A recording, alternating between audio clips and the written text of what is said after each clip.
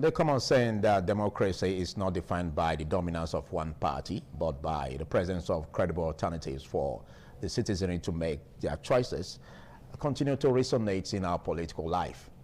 Well, with this, I say welcome on board with us on This Morning on ITV. Can we ever wake up and see our country, Nigeria, really coming out strong in terms of bringing about multiple choices, of course, in our political stream? We've been having those basbos over political defections, people or politicians in court moving from one party to another. And that seems to suggest many things. You may call it a negative trend. Well, they call it a positive trend. But looking at the fact where it could reduce the trust of the voters on such politicians is a very big issue, that we could be looking into today. And of course, it also gives an impression that people defect, or politicians defect, because they don't want to lose influence and they don't want to lose access to the resources of the state.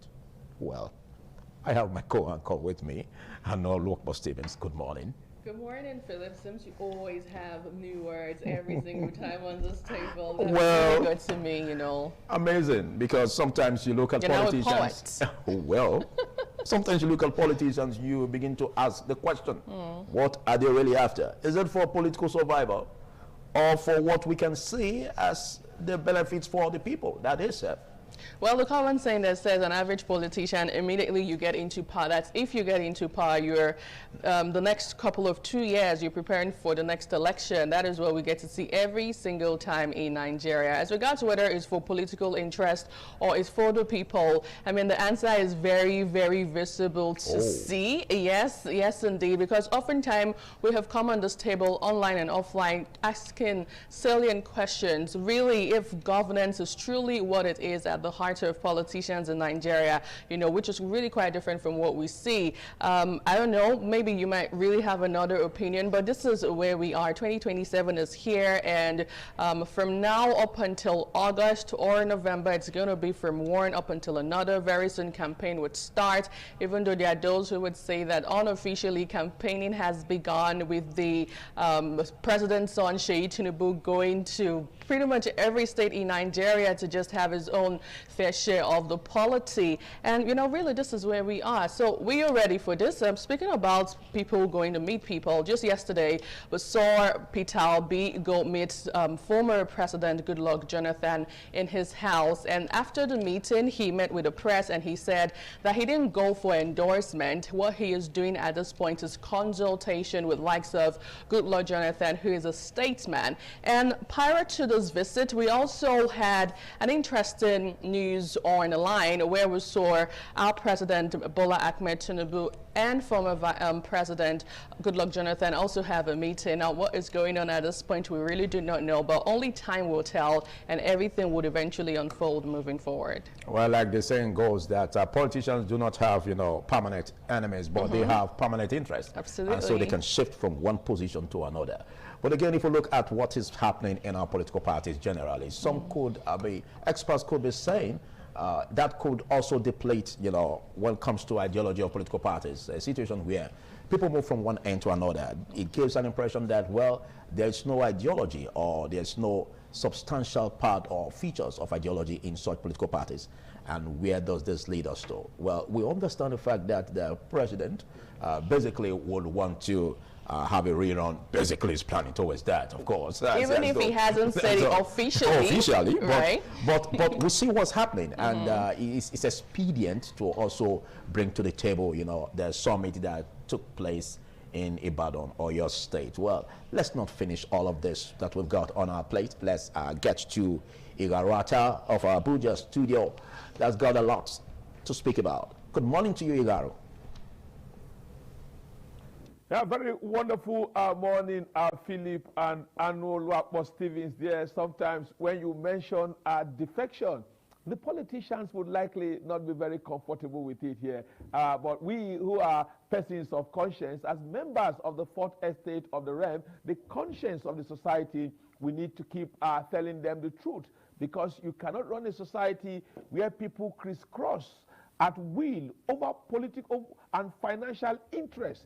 And we keep quiet because at that point, they are no longer playing politics based on principle or ideology, but on somewhat what they can get for themselves, their generation, or even the benefits they get from that defection. Sometimes, Philip, Anu, when you, let's even put it down to, looking at nationally, even looking at within Edo State, some years ago, few years ago, almost everybody around the governor now, we are then around Governor Godwin, Nogiase, Obaseki, and now they have all moved. Some of them will speak and you will be wondering, are these not the same people who we are talking from the other side before? But today, they will tell you that they are standing on the mandate. Let's hope that when the mandate ends, maybe in coming years, let's now know where they would really stand. But I think men should try, within the ideologies of President Bola Tinubu, not dragging us into politics here, who have stood on a single political path. If we could stand like that over the years, we may be sure to get the best of what we expect to get as our politicians, thereby working for the overall good of the society. Taking a little bit off from what Anulapo Stevens raised there, yesterday's visit of Peter Obi to former President Goodluck Ebele. Let me add their political addition. Azikiwe Jonathan, you know, when they want to win election, they bring out all the names of the tribe. Those days you call him Goodluck Ebele Azikiwe Jonathan. The Azikiwe appeal to the southeast and all of those names. Yesterday, they visited him at his Maitama mansion, and when Peter Obi and others complained that the country is going to a one-party state, that they've come to consult him not to endorse, but when he finally becomes a candidate, he will be coming for endorsement. Let us not be deceived here. They go together.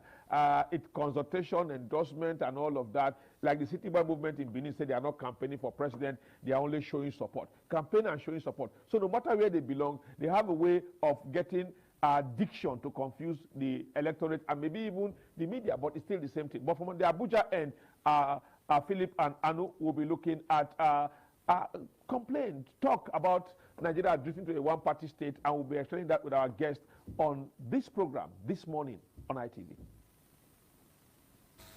And of course, you make it awesome whenever you are on desk with us on this morning on ITV. Big thanks, Iga Ruata. A lot you said there concerning the aspect in Edo State, for instance, where you made mention of the fact that those who are around the governor of Edo State, Senator Mondo Okpebholo, seem to be around then former governor of Edo State, Godwin Obaseki. Then something comes to mind. Are they after the resources of the state? Well, I never said they are. Well, let's get to you, Ms. Lina Nkwo of our Lagos studio. Good morning. And what you got on your plate? Good morning, Philip. Good morning, Iharata. Good morning, Anu. Philip, it's been a while. All right, from Lagos, basically today we are looking at the summit yesterday, at the summit in Ibadan, you know, where some key political actors discussed a united front ahead of the 2027 election. What is the chance for the opposition party for the forthcoming 2027 election? You know, it still boils down to the key people contesting for against the ruling party. I'm talking about the ADC in presence of Peter Obi, Atiku, and Kwankwaso. You know, now the key opposition party now is the ADC, and now the way the whole thing is going is just like we said earlier. We've been seeing a couple of defections. APC had like 41 governance already, you know, with them. But are we going to say they're still scared of the opposition party? Now the opposition party, it seems, is looking like it's becoming more stronger and stronger. But another thing is, these people in presence of Obi and Atiku, you know, they both won the presidential ticket, and that is why these APC members, these key leaders, they've come together, you know, to see how it's going to work.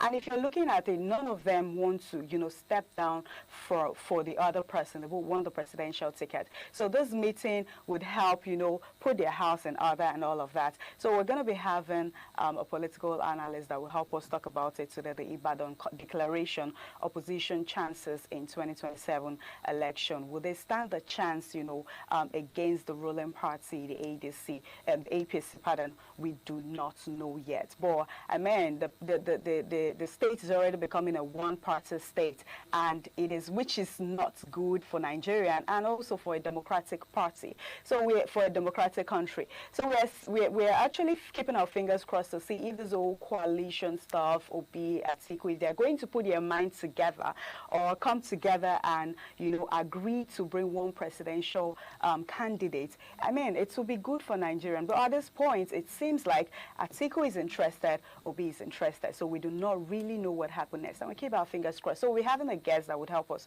talk more on it later on. Fielding a single candidate, the summit in Ibadan, or your state.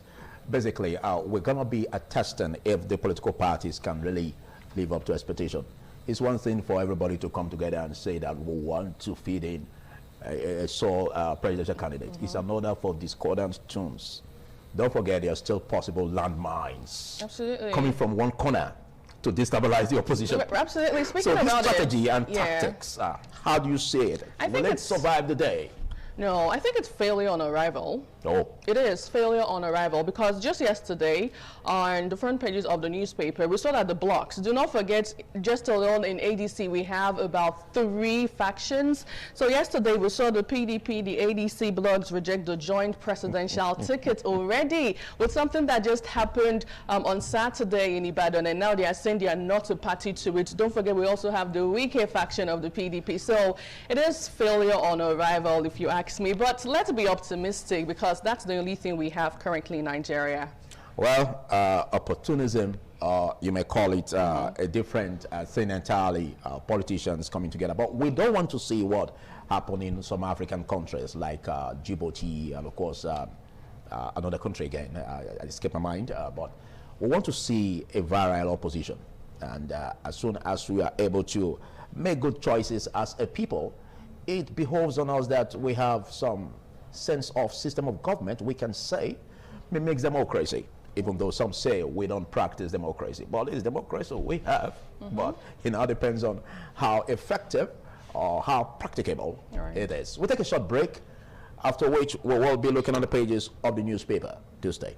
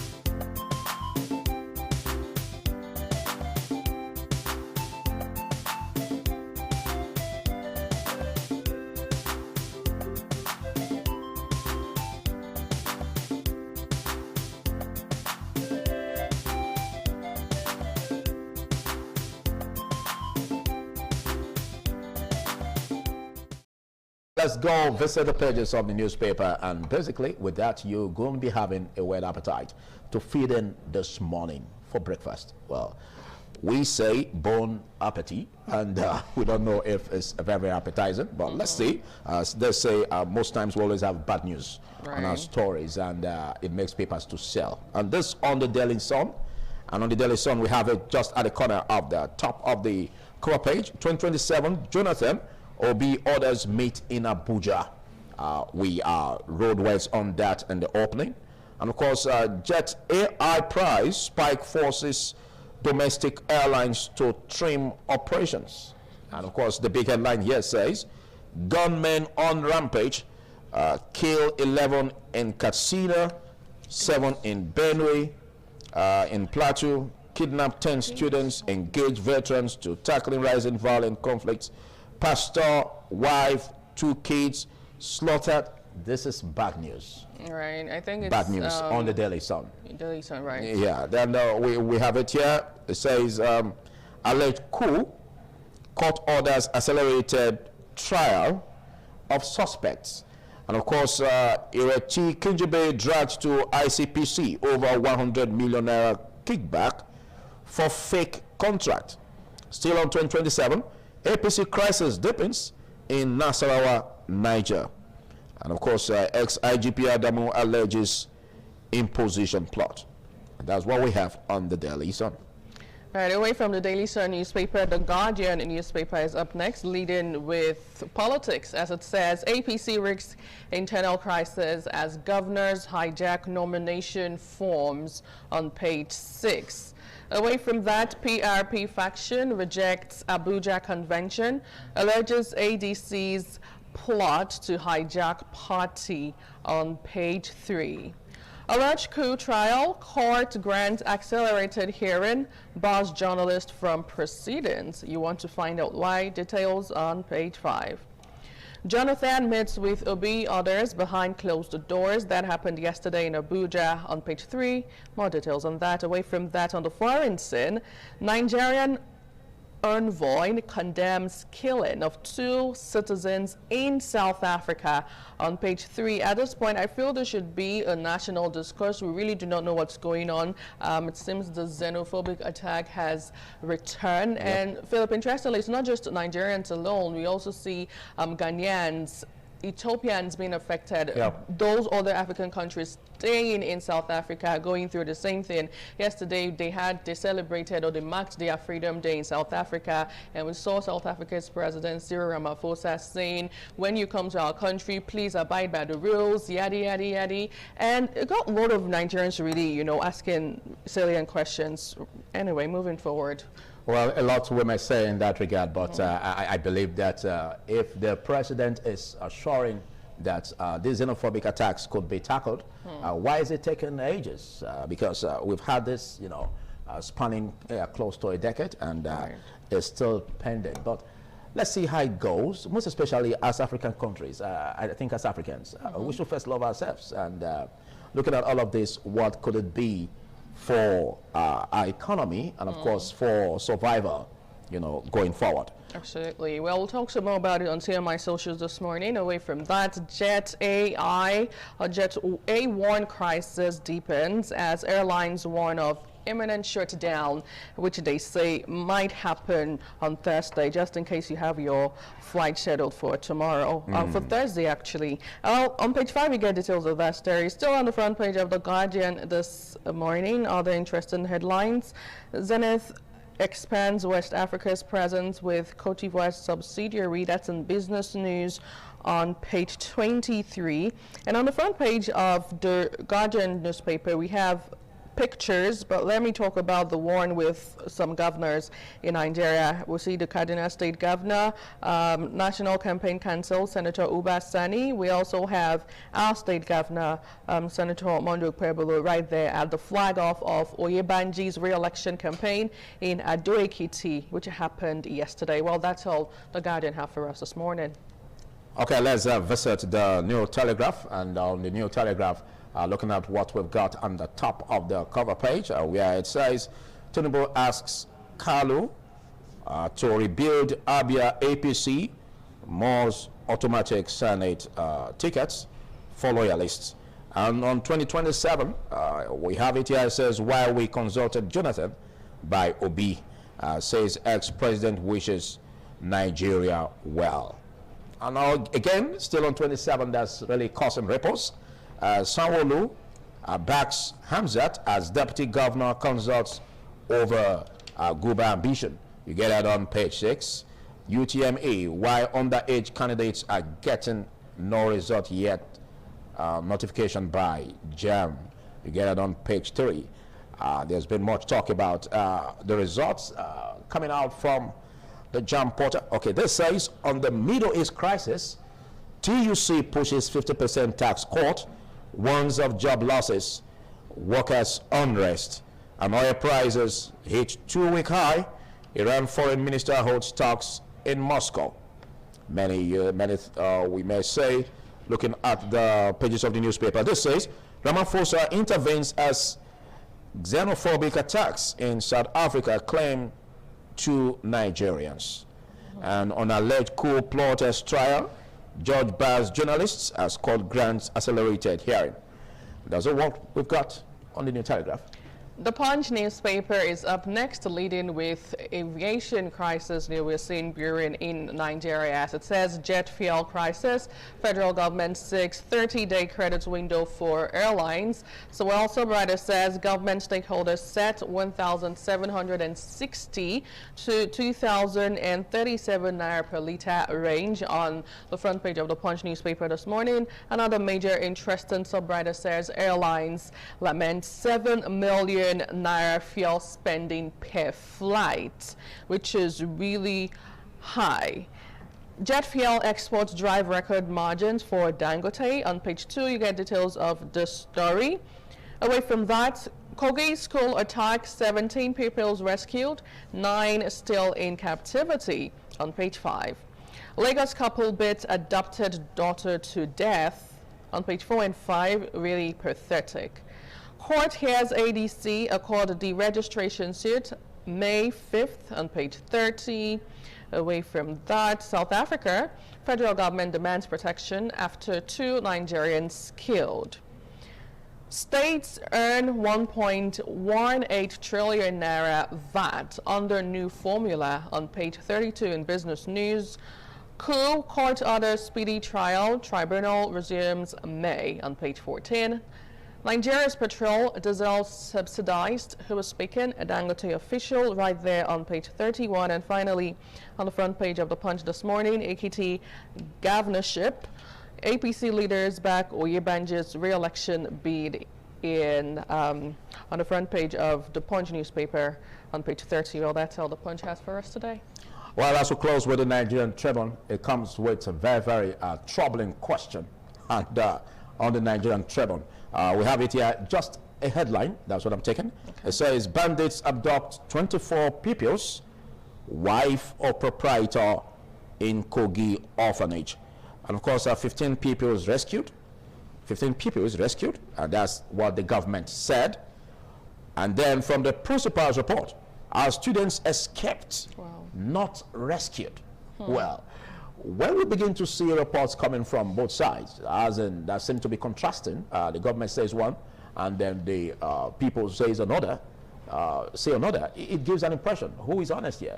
Is that the government? I don't know. I don't think we should be playing propaganda with people's lives, because this is security we're talking about. Having conflicting reports from the same story says a lot. But then again, it's Nigeria, right? And it's not the first time we're seeing things like this. A situation where, I mean, remember the last one that happened with the recent jam that just took place. Some students were kidnapped. Jam said it didn't happen. Later on, they said they were rescued. And we get to that every time, and it shouldn't be, because security is very paramount. The people's life truly matter, and it should be held with the utmost, attention. What makes Nigeria being called by some as a cross country? Is that the government, the leaders, or you and I? I think it's everybody.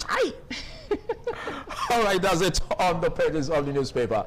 Don't forget, after this time, we're going to be looking into the first discussion from the Benin studio, where we look at 2027 power play and the politics of defection and survival. You never will miss out on that. Do stay.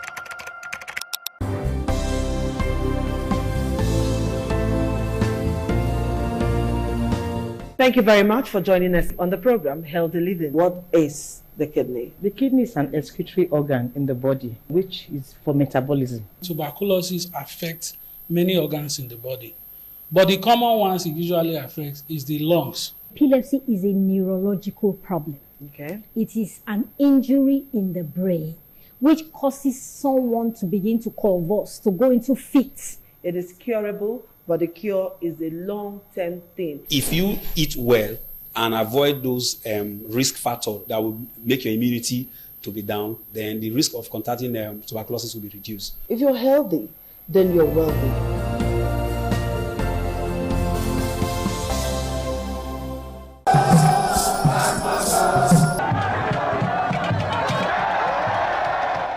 Onwa is rich in culture and traditions. The people are a mixture of traditional worshippers, Muslims and Christians. Onwa is located at the northern part of Edo State. It consists of two local government areas, that is Onwa West and Onwa East. It has a total number of 13 clans and 21 political wards, according to National Population Commission 2006 census. The population of Onwa people is put together at 251,686. The people love tradition and culture. Historically, the people ancestors in deep quest to hand down on their future children a society of love and friendship.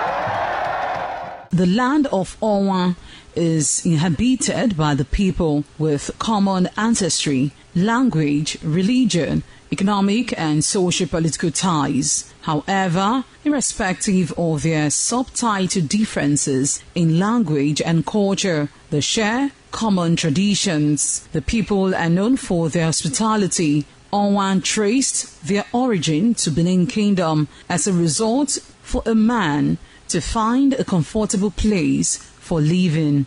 The name Onwa was derived from the largest and longest river in the area, which is known as Onwian or Onwa. It means one who makes merry in affluence.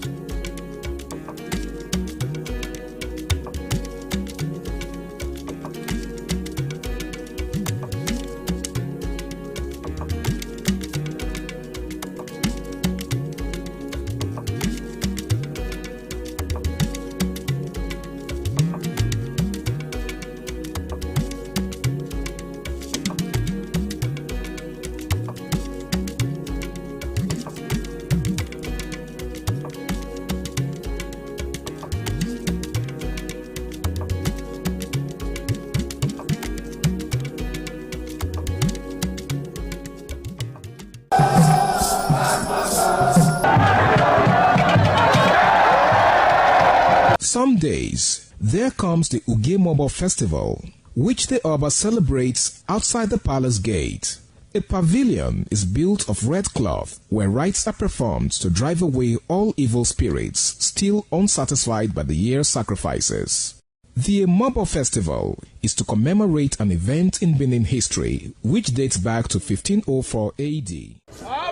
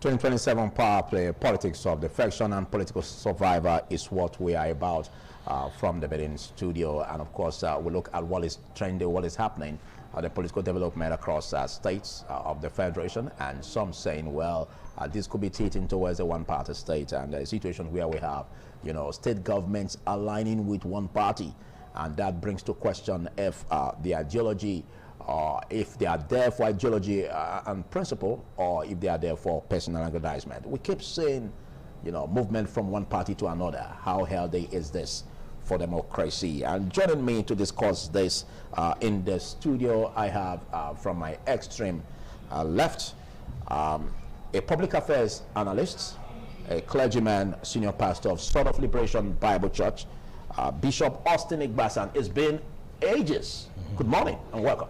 Good to be here again, and good morning, viewers. Well, you didn't tell me where you went. Went to London to see the king. Yeah. What bishop? What bishop, you said. Big thanks for joining. Thank you, sir. And of course, next to Bishop Austin Igbasan is a legal luminary. By that I mean a custodian of the law, and also I mean a legal expert. And he is Emmanuel Obakpolo. Big thanks for joining. It's a delight to be here this morning. Good morning, Nigerians. Good morning, Philip. Thank you. And next to Emmanuel Obakpolo is a chieftain of the All Progressives Congress.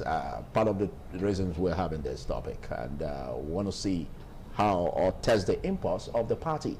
Some say the internal party, internal democracy could be depleting on that end. And he is Ahmed Musa. Big thanks for joining, Ahmed Musa. Thanks for having me. I would like to choose, start with you. we see all of these happenings, and some have said that the ruling party seems to be placing landmines for the oppositions to be weakened and fragmented and go into extinction. We got what happened even in Ibadan or your state, where there is still this, you know, convergence to produce a single candidate in a presidency come 2027. And of course, the conversations are still ongoing. Now, what do you make of this? Defections from one party to another, where we have state governments actually aligning with one party. And to some extent, your party could say the numbers call positively, because democracy, they may say, you know, comes with numbers. But do you see this as a positive trend for politicians to defect from one party to another indiscriminately? Thank you very much. I will start by welcoming my brothers here. You're welcome. Thank you. From my own view, you know, you introduced me as a party chieftain, and not only that, a political analyst. So to say, let us look at it very let's look at it in a very real perspective. Yeah. And you ask why people defect from one party to another. Some people defect for gains. Some people defect for what they will negotiate and get. And why people stay to say, okay, this is democracy, and democracy must thrive. And that is where I stand, because I like opposition. I like to see people oppose what you are doing. If you are doing it well, then the people should be able to applaud you very well. Let me take you back to when Adams Oshiomhole was governor of Edo State. We had a very real opposition in this state, where Chief Danobi was the state chairman of the party. He never see what Adams did as, you know, the best for the people of Edo State. He antagonized him, he fought him all the way. That is true, you know, democracy. People aligning with one party and the other say, oh, what this party is doing is not good. I believe that we should stand on that firm. Okay, so which means you are of the view that the impression being generated that your party is laying landmines for of the oppositions to get weakened and fragmented, you do not support that view. I can't support that view because that is not my party's intention to ensure that a party does not strive. The ADC, but you're happy about it, aren't you? Why should I be happy about it? Oh, because it brings numbers to your party, and that gives room for your party's, candidates to win elections come 2027. So if you say you are not happy, that could be hypocritical and paying lip services. No. It's not. Okay. It's politics. People go to where they can find peace. Some of these governors you see coming to join the APC, some are going, some want people to succeed them. When you say, oh, was Fubara not in PDP? Was Wike not in PDP? Did he not still dealt with him? He still dealt with him, and they are dealing with each other today. So don't see it in that perspective. Okay. APC as a party had an ideology when they were forming it. They had an ideology of forming APC, and that ideology was to take over power from Jonathan. The party that they are forming today, like the ADC, do they have such ideology? Obi wants to be president by all costs. Atiku is a serial presidential candidate. Then you talk of Kwankwaso, who has not indicated interest yet, we don't know, but he has joined with the Kwankwasia group. They have joined the ADC. So do they really have ideology to fight the opposition? Okay. That is a question for them. Do they really have the ideology to fight the opposition? What is the plan? When the APC was coming up, they had a plan. We want to use Muhammadu Buhari to remove PDP from government. And they achieved the aim. So this is what we are saying. So people must have a reason of joining you. Exactly. If I want to join ADC tomorrow, I must have a reason of joining ADC. I must be touched by my party. They must have offended me. And I must see a reason to go and join the ADC and be an opposition. Okay. Let's get to another guest that will be joining us via Zoom from Abuja. She is a chief, she was an APC chieftain. She happens to be part of the politicians that have crisscrossed. And welcome on board with us, Honorable Irene Osobase. Good morning, Irene. Hear me, Irene? Good morning, Irene. Can you hear me, please? Okay, I think we are having poor audio in that. We'll sincerely apologize for that. But why ICT personnel working towards that? Let's give this question. Look at what is happening, Emmanuel Obakolo. How do you see this as healthy for democracy, political defections? A quick aside, I think for the very first time I've seen a Liberal or Progressive Congress chieftain, quote, or member. Who is this young man? He's not a bona fide or Progressive Congress member. So I do not think that his DNA is APC. He's a Liberal man. I quote him for that. Now, quickly, the spate of defection we've witnessed, experienced at this epoch, is that is characterized by personal survivor rather than ideology. To my mind, I think that there is no political party in Nigeria. What we have in Nigeria just now is a gang of men who have assembled themselves and form an assemblage to see how they can grab, take, and run with it. And that is what we have witnessed. Before the emergence of the All Progressive Congress, just like he opined, and I want to stand on that stead, that the All Progressive Congress came with an ideology, according to him, quote now, and that ideology was to usurp, to remove the former president Goodluck Jonathan from power. Yeah. And that is just what it is. And that is what it has remained. And that is what it will continue to be until the All Progressive Congress leaves power. They didn't come with any ideology. They had no ideology. They had no political culture. They came with one aim and they succeeded and achieved that intention with which they came with. But today we've seen men who have ganged up themselves, particularly the governors.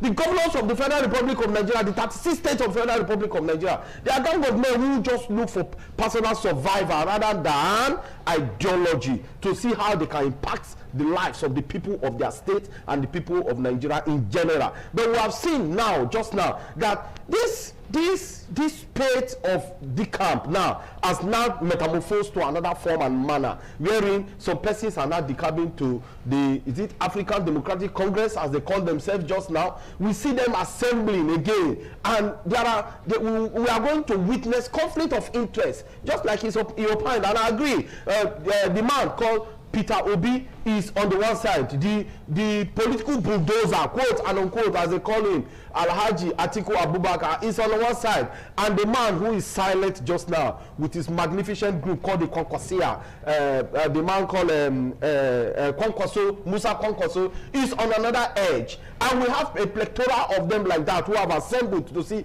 that how they can achieve their personal interests. But when we look at it today, how is Nigeria faring? Here we are talking of spate of defection. Here we are talking of 2027. But even yesterday, last night, there was a rampage of kidnapping, killings, terrorist attack in Nigeria, and the government is silent about it. They will just come and tell you, oh, security is everybody's business. No, security is not my business. Security cannot be everybody's business. Security is the primary function and primary responsibility of the government. By virtue of the provision of Section 14, subsection 2, the Constitution made us to understand that the primary function of government, responsibility of government, is to guarantee welfare and security of the people. Okay. But yeah, they are not talking about that. They are talking of how they can do. And we see spate of loan. Just now, the president has also sent another loan, $516 million to cash as loan. And here we are. Akpado and his gang will just sleep in the night, and before you know it, within the space of 5 minutes, they will approve it. Right. That is what we have seen in Nigeria. Nobody is talking of how Nigerians are faring. Okay, nobody is talking of how things are going in Nigeria. But here we are, everything is nose diving. I'll come back to you. Let's get from the horse's mouth a lady who was former APC chieftain that cross-carpeted, but we don't know what party she's in now. Let's join you once again. Honorable Irene Osobase. Good morning. Can you hear me? Yes, I can hear you very well. Good morning. Beautiful. Well, good to have you join us. And we are on the 2027 Power Play, Politics of Defection and Survival. It happens that you left the All Progressive Congress as an APC chieftain, and there's a party that is the ruling party in Nigeria. We've seen, persons or politicians moving from other political parties joining the APC. And again, we also seen some numbers moving from the APC joining other political parties. What could be your reason for leaving the APC? Because some would have said that's a party that is ruling, and of course, looking at the influence and of course the access to the state resources. Why did you choose to leave? Good morning, sir, once again. Well, I choose to leave because I'm not really comfortable there. I discover it's a toxic area where no one's supposed to stay. Despite the fact that people are trooping in, decamping, I pity them because they don't know what is there. Everybody is looking at it. Maybe when they get there, that is where they will get their solution. But it's not really so. I will actually discuss, I'm from Edo State to start with.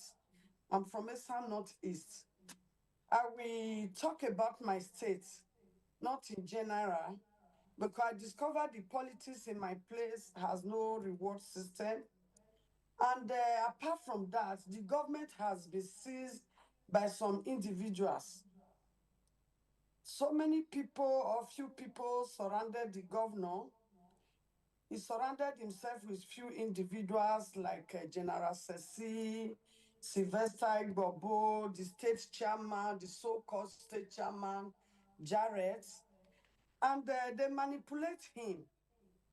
These are the people that decide what happens in the system, in the government. And apart from that, they're supposed to be contract and orders. They're supposed to give for reward system. They execute all these contracts by themselves. They do it by themselves without giving to anybody. This individual I have just mentioned, General Sesi #1, Sylvester Igbobo, the Jarrett, the so-called state chairman. So I just look at the place, a toxic place. I decide to move. Though just about the state resources, I was thinking your grievance could be what could be more, challenging as regards the benefit of the people. But yes, is that just your grievance? No, I'm still coming up. I'm just giving introduction to what led me to leave the place. Then now, number 2 is about the people. That one I said is just like personal observation. Because when I said this personal observation, I talk about maybe the contract they do there, how they execute it, that's supposed to be a help and alleviate some people from poverty. That is number 1. Then number 2, I discover that in that system, in that administration, what they know is that there is nothing like negotiation, nothing like persuasion, nothing like dialogue. The only thing they know is just force, intimidation, and there is an unequal distribution of projects, which not supposed to be so. For instance, projects are more executed they concentrate in some areas. As I said, I'm from Eastern Northeast. The project that is in Ekpoma, Irua, is not as much as the one that is in Eastern Northeast, where the people supposed to benefit from. And another thing I discover is unfair distribution of appointments. Very unfair distribution of appointments. In this very administration, the people that labored for this administration to come up, they have been sidelined. They don't compensate them, they don't carry them along again. People that did not work, that just came into this party, are the ones enjoying the appointments and the other benefits. And again, according to democracy, is for the people, by the people. I discovered that the governor, I don't have personal issue with the governor, he's a good man, he's a good person. But I discover there is no consultation with the elders. He doesn't consult the elders of the party. If he has anything to do, he just concentrates on those few individuals. Like General Sesi, Sylvester Igbobo, they decide and he go to their own direction without consulting anybody, without consulting any leader, which is not supposed to be so.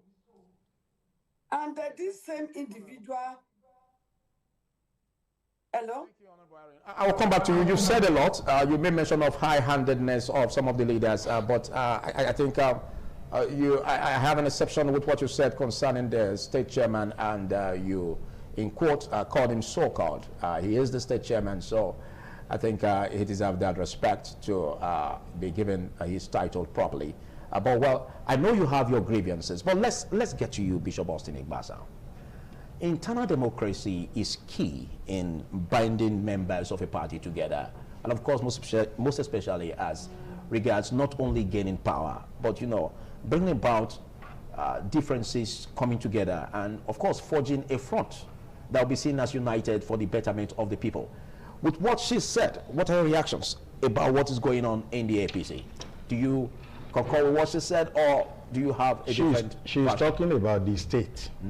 He's talking about APC in the state. She is not talking about APC as a party generally.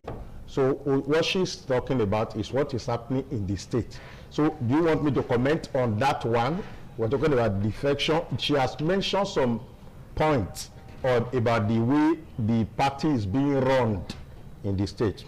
Like you have corrected her, the issue of calling somebody so-called, that's not a good language for lettered people. You know that you don't do that to anybody, no matter how. Some people are not happy with God now. Do you know that some people are not happy with God? They say, God, why have you given me children? You didn't give me school fees. Why have you given... some people have done IVF, it failed, and they're blaming God. Some people have no sperm count, they're blaming God. Some people will cause problems for themselves, and they blame God. So the issue of blame, where she started her blame from, I don't queue up. She didn't speak as somebody that had the people at heart. She started with, oh, they didn't give me this, they didn't give me that. That is one side. No, she didn't say they didn't give her. What she must have seen the distribution of these positions as being lopsided. No, I'm taking from where she started. I'm talking of the first thing. If you take your mind back, what we are mentioning is number 3, number 4 of what the point she made. I'm talking from the first part of it. Yeah. You see, as far as politics is concerned, we have politicians who talk about their interest. That is based on interest. If the interest is based on the people, she will start by talking about the people. She didn't start by talking about the people in her constituency first. That one is left to be discussed by new party she has joined. But what I'm saying is that as far as the state is concerned, she has raised some points. I believe that in a house, if you are in a part of a house, if your house is leaking, you will not park to GRA because you have a leakage in your house. If that house is your house, what you do is that, how do I look for a zinc or whatever we use to fix it, to make sure that this house, I stay here, I cannot go and become a tenant elsewhere. So that is one. Politics, thorough politician, they stay put no matter what they go through. Job said, even though God is killing me, I will still align with him. But most politicians go into politics because what they will get, their popularity and fame, not really because of the downtrodden of the people. That's why you see when the politician is doing a project, you go and verify that project. You see that that project of 1 billion or 10 billion supposed to be 1 billion. And at the end of the day, you clap for the person, yet the person used 9 billion into his own pocket and give 1 billion to the masses. And if you check the project, you might see that it might be an adulterated project. What I'm saying is that as far she has raised a point as an insider in APC, everybody, the people she mentioned now, everybody know the role they play with the governor in administering what is happening. Some people may not like it. Personally, I don't like it. People like us, Philip here, you know how I labor for this government. I'm not an APC person. You know how I stood for the governor. My son here, the barrister, knew how I stood on this platform and many other platforms, on places I preach everywhere, where people say you cannot speak, you cannot do that one. And I told them, Moses is a stammerer, is the one that led the people of God. God needed capacity, competence, and clarity. You remember how I went around the whole place. I only met the governor in Abuja. And he said, oh, I saw what you have done. People did not labor, like the woman said. People did not labor, find themselves in the government. Okay, you agree with all that? Yeah, I agree with that. You see, it happened in the days of Oshomole here. That people did not support him, were given juices, and the people who got themselves injured on the street were not rewarded. Now, I think if I'm going to be a politician, I will not be a politician because of personal gain. I will be a politician. I'm a Jesus teacher, I'm not a politician. But if I will be a politician, I will be a politician because of what the masses and the people and the impact. Okay. So talking about that one, the lopsided appointment, many of us have talked about it because every part of Edo State is important. And you needed the people. These are where council come. There are people who have been in this party before the governor himself came on board. And the issue is that you cannot be wiser than elders. And that is why there's a king in the Bible that have youth and the old people. He took counsel from them. Say, reduce the body. The people will follow you. The youth say, oh, we are Gen Z generation. Increase their body and let them go to hellfire. And they don't care. It was in that part, that governor, that king came, and the people say, to your tent, O Israel. So people like us who have been around here before the governor become a politician, we are here and we don't take, nobody today in the government can say, Ibasa collect 1,000 from my hand. And that's why I have the boldness as an elder state person who have played role in the days of military and also stabilized politics to see masses benefiting. I have the counsel for the governor that you needed the people. It is not going to be during the party. During the election that you say people are important. The people, you don't pick somebody from them to be a representative. It will be difficult for you to tell them to come and clap for you. People like us have been around. Philip, you know, we have been around in the days of former Governor Lucky Binendo. We play our own role as an advisor, giving counsel to people in power. You cannot work with only few persons that are kitchen cabinet, but there are people that must not be a final say. Okay. As the governor is doing well, but there are in a place of your house, you must put it in order. It cannot be in the hand of 3 people running it. Other people counsel must count. That I'm giving answer concerning what people like us. I've been to government house. I've joined people to pray. My joy is to see the governor succeed. I'm not talking about political party now. To see him succeed from time to time. But when people have labored, people go into politics for interest. They go for recognition. The people that supported you, they have some people who also rely on them for empowerment. Not, I said when people are talking about President Ahmed Bola Tinubu, I said the people he gave waste management in Lagos, that is not a bribe. Okay. They are party men. Go and establish a waste management, buy a truck, we give you a contract to cover this area. That is not bribery. Politics, some people go inside so that they will be able to impact their people to also empower them. So she has a point by talking about some persons are sidelined, but that is also happening in every government. Okay. Everybody will complain. Right. People still complain about God. Okay. But what I feel is that if my house is leaking, instead of me to pack to GRA, I will go and look for carpenter and look for where I can buy silicone, whatever they used to seal it, to seal and make that amendment. But talking about defection that you talk about, now, defection is part of politics in Nigeria. Okay. I'm not talking of other country. It is like we say national anthem on the assembly ground of secondary school or primary school students. That is defection. Now, they see it, and I want to say to you, when you talk about APC, oh, people are going to one party. I differ, because when the opposition party is having problem, somebody like a Delta State governor, I give an example, somebody like Osun State governor, who knows that when you stay in this party, and there is going to be a court order that will not make you an authentic candidate, so you want those people to wait. Okay, I'll come back to you. No, what I'm saying is that when we are talking of defection, don't generalize it. Okay. There are people that know that the party problem is not being solved, and they are looking at it and coming for the second time.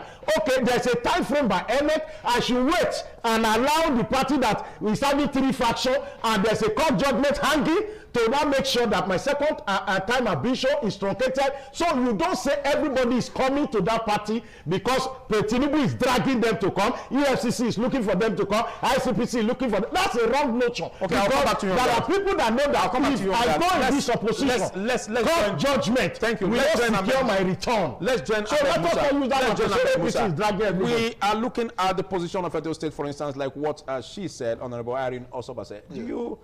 Do you see what she has said as a big challenge in your party? You might have experienced some of these challenges where appointments have been lopsided. You must have also given some, judgment, basically, personally, on the way the leaders or some of the leaders of the party seem to be moving around the governor without considering others who are also relevant in the scheme of things. What do you make of this? Thank you very much. But let me first of all start with my brother who said I'm not a bona fide member of APC. Oh, I know you take exception to that. Well, I might take exception about that, but I'm a very liberal person. I think he was seeking the appropriate word. No, he's a lawyer. He's a lawyer. He has put it to and my brother here, my father, let me call him my father because he's enough to have me as a son. The bishop, has stated some certain issues. But while I was coming to this studio this morning, I have decided to be a calm man. I'm not calm. I'm not that calm person, but I have decided to be calm. To wear the toga. Because to some extent, we should add religion to politics. And I have decided to be part of that. And to see what is good and say it is good, and to see what is bad and say it is bad. Because when we die, we are going to be laid inside our grave, and questions are going to be asked, whether we like it or not. Even how we attended to our families and the positions given to us. I want to thank you so much for praying for the governor, for preaching for the governor in your own way by letting the people know. Let me also tell you, I did say, I preached, I went home, my wife is from Esan, Uromi. Esan noticed where that woman claims she is. So I told my community that it is the turn of the Esan. That was why I stood and I fought to ensure that in my own part, ESA is their turn to produce the government. Okay, but at this point, are you feeling disappointed also, like she is? I am not, because why I should not is because she is from ESA. Do you see such proportions coming to you or your people based on what you did, you know, in the course of campaign for the government? It will always come. In politics, it's like that. But the ability to stand and stay and ensure that you address it is very important. She is from ESA, and she claims she's from ESA.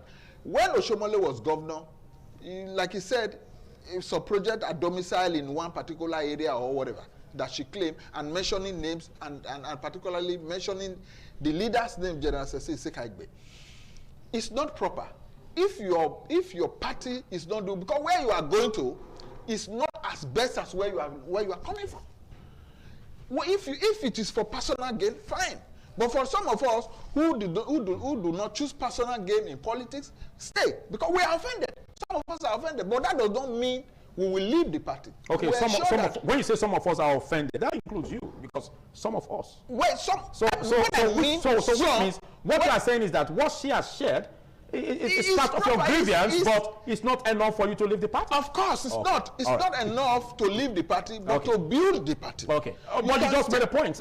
You just made a point to corroborate what she said. That means such is happening in the party. You also made a point in that light. Yeah, because that you also saw a difference. Yes, that in was the action of governance. That was why I told him as a bishop. Okay. The governor is not God. Okay. He's a human being. All right. He needs wisdom. So you need to pray for him too. Let's get back to the lady, Honorable Irene Osobase. You heard what they just said, but I don't know if you want to set the record straight. But we want to know, the viewers want to know where you are going, or have you chosen a party that you belong to already?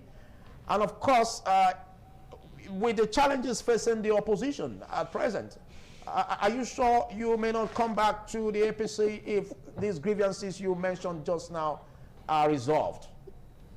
Well, you know, I'm not a fast speaker, and I've not been able to lay the points.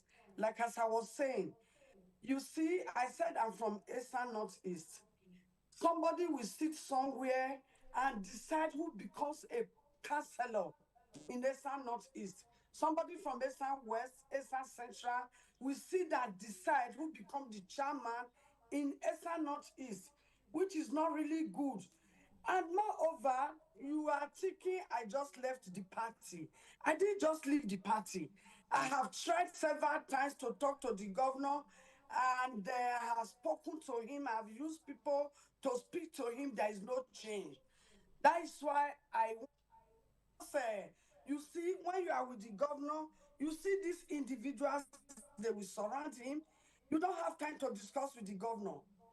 They don't even give space for you to discuss with the governor. You can see start a fair hearing. They don't even go into the matter. They don't set up committee. They just sack them, which is not really properly okay. Hello? Go ahead, we can hear you. Okay. Then the governor is not accessible. He doesn't pick up, neither does he reply text messages. There's somebody like that. How can you say I just moved? I have put on my effort.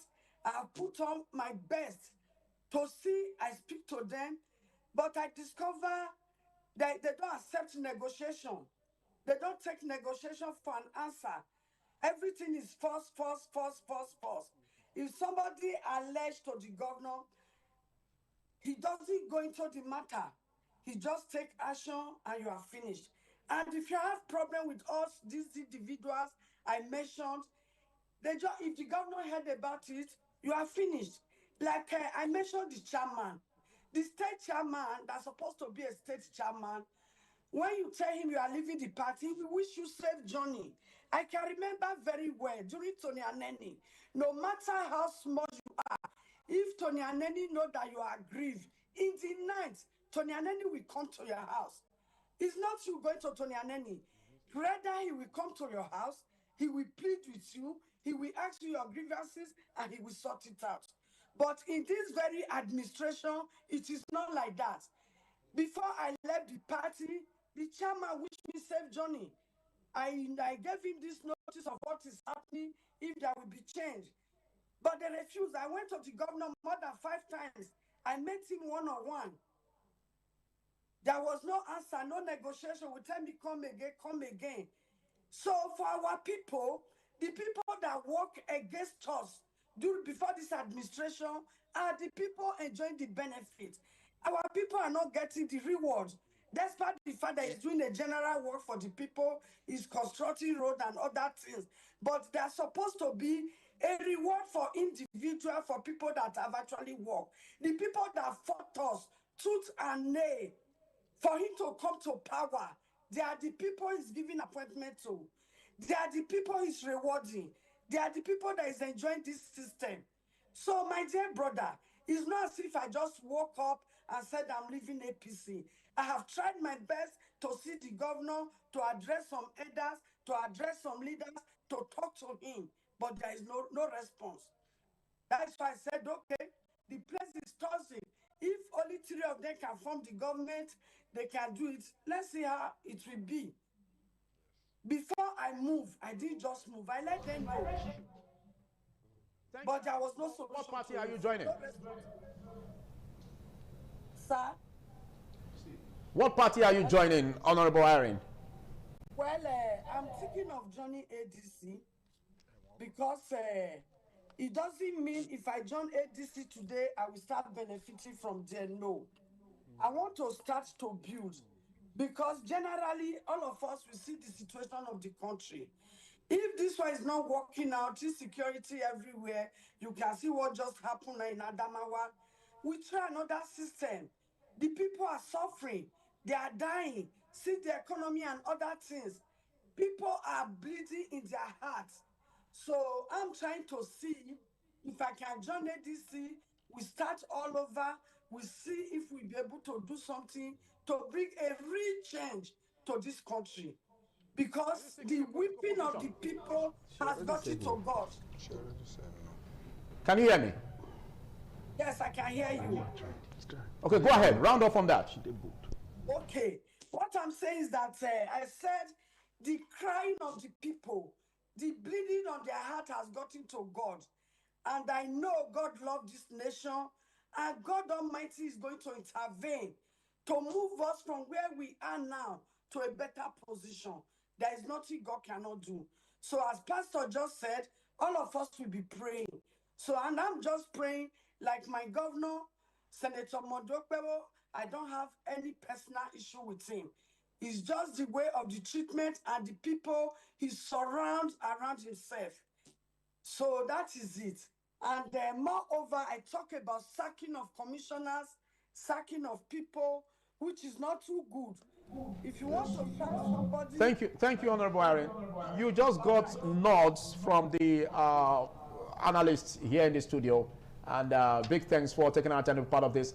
I may be coming back to you for you to take your last words on this segment, but let's get your thoughts on what she shared. And moving forward, how can we galvanize a change, you know, in terms of having electorate with choices and basically looking for competitiveness in the electoral process and how it can work for Edo State in particular and Nigeria in general? Yeah. Firstly, I quote Honorable Irene. I admire her confidence, I admire her courage, I admire her boldness. If she can come out to speak on a live television via this platform, I think she really understands the intrigues of politics. However, when you look at the vultures in the All Progressive Congress today are going to cause an implosion. I have said it from day one. The All Progressive Congress will not escape an implosion. Between now and September this year, there's going to be an implosion. Already, we have crisis in Delta, we have crisis in Niger, we have crisis in Nasarawa, and no state of the federation will escape it. Issues of internal democracy. Yes, okay. Because when you see vultures who have assembled and begin to say that, oh, we will feast on anything life, we want to cause death in everywhere. And that is what the vultures are already doing. Again, we want to see that when you talk of spate of defection and how we are going to cause electoral reform, you can see that somebody has opened our eyes to the provisions of the Extant Electoral Law Act of Nigeria, particularly Section 63. Just now, you can see that these politicians, as led by, particularly the National Assembly, as led by Chief Godswill Akpabio, they ensure, they've put in place everything to ensure that they depend absolutely on rigging. They don't want to see whether election will count or not count. That is not their business. They have already put their weaponry on ground. Their armory is to rig the election. But Nigerians are going to take them by surprise. And that is why we want electoral reform. Just now, that Section 63 of the Electoral Act should be expunged. Okay, we don't know how fast that could be if you say so. We want how fast that could be electoral reform that will guarantee the safety of the vote of every Nigerian. Every Nigerian, rather. That is what we want. Thank you. Let's have your share on all of this. Basically, you also heard what she said, you know, as her grievance also. Do you see the possibility of this party, the All Progressives Congress, with what is happening so far, like what she listed, and of course, as Edo State in particular, and of course, Nigeria in general, you see this as a party that could mean well for the people in the ballot come 2027? Like here now that the governor talks about 2.5 million votes. Even Lagos did not have that vote. Lagos State, you don't have that vote, because the issue is that the so that's bogus, you mean? That, what I'm talking about is that if you look at the statistic of the election we have been having in the Edo State, you have seen that we have not rise above 600,000. So history can be made. Now, no, what I'm saying, I'm not criticizing. You let me land. What I'm saying is that there are things you can do that will bring those people that have registered out of their houses to come and vote. Also, there are things you can do that those who have a voting age will also come and register and be excited to vote. So what I'm saying is that if we're going to move forward, the issue that this woman raised is a crucial issue. It's not only in her mouth. Where people are one side, where you are giving an appointment in the morning, tomorrow, you don't hear that you are removed on radio, that you'll be on your way to where you want to do assignment, you don't hear your name has been removed. It's not a military rule. There must be consultation. Do you know that there are things you must do as a learning curve, even when you are in a position, when you are in a particular position and you err? In any good government, you are expected to have a second chance. In a situation where people work with you and they are not sure that this you are commissioner today, you are not sure of tomorrow evening if you are still going to be in that commissioner position.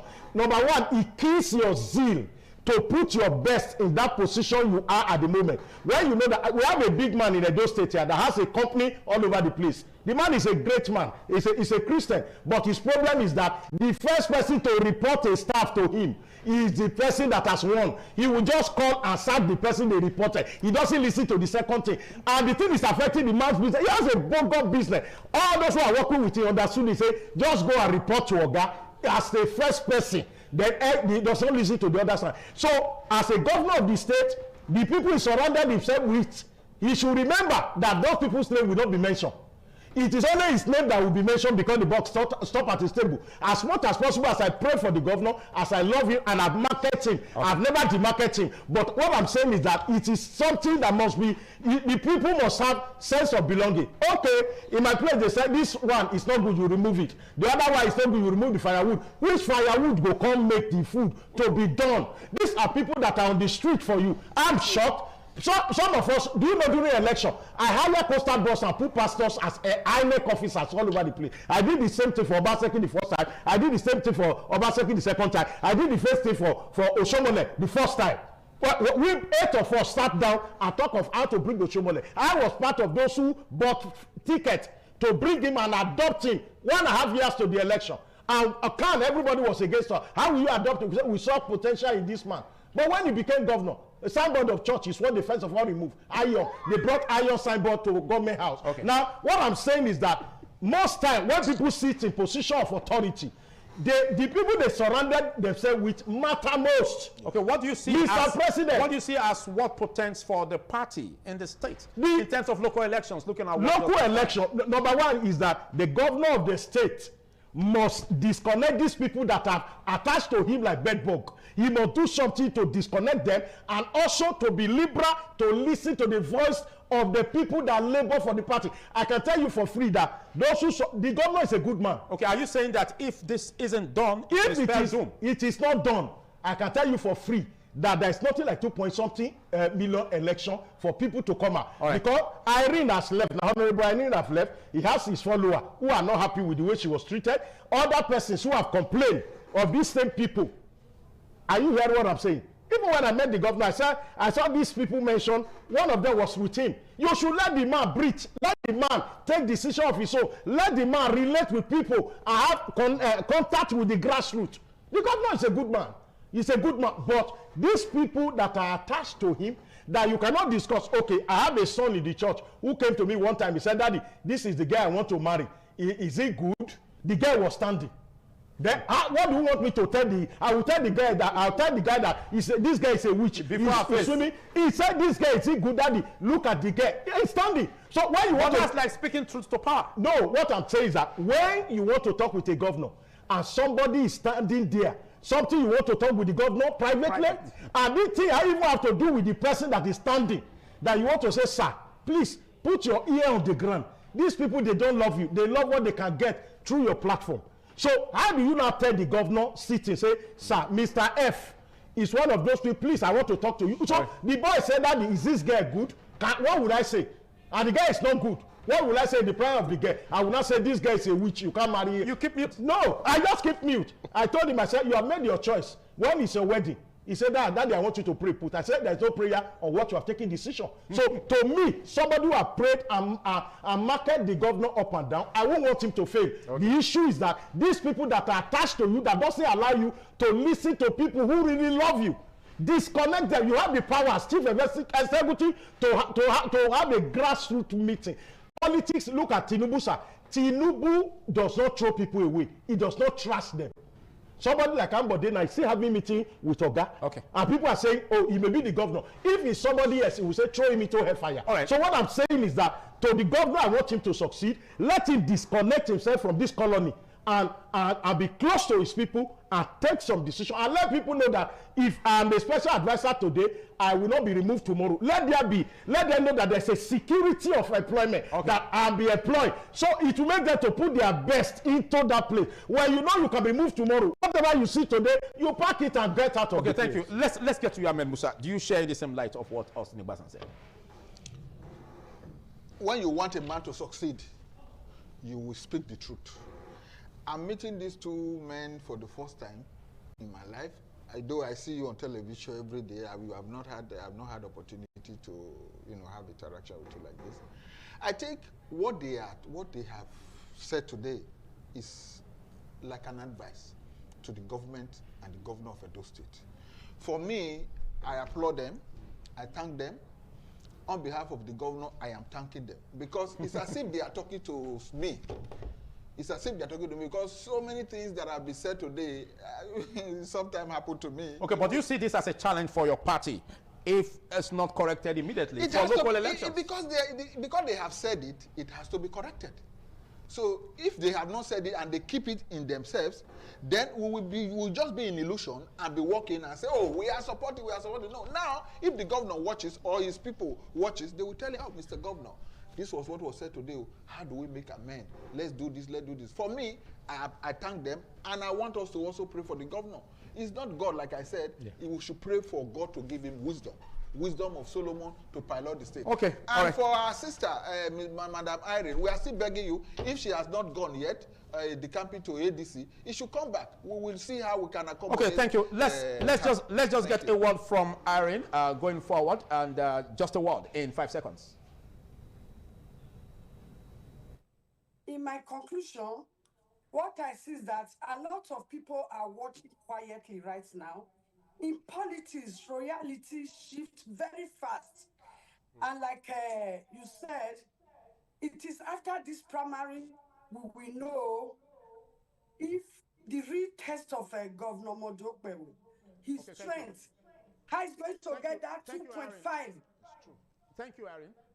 Thank you for being part of this discussion. And your final words in 5 seconds, Emmanuel Bakolo. I wish, if wishes were horses, beggars will ride on them. I wish that the governor will listen and do the appropriate thing. And also, the All Progressive Congress from the national level, from the president, should guarantee the safety of Nigeria. All right. He should stop talking about, however, the lullaby called on the mandate we shall stand. We are no longer hearing it. Big thanks, so Bishop Austin Igbasan. And I believe, thank you very much for taking attending part of this. And big thanks, Ahmed Musa, for this. We taking a short break, after which we will be joining Abuja studios for the conversation from that axis. To stay.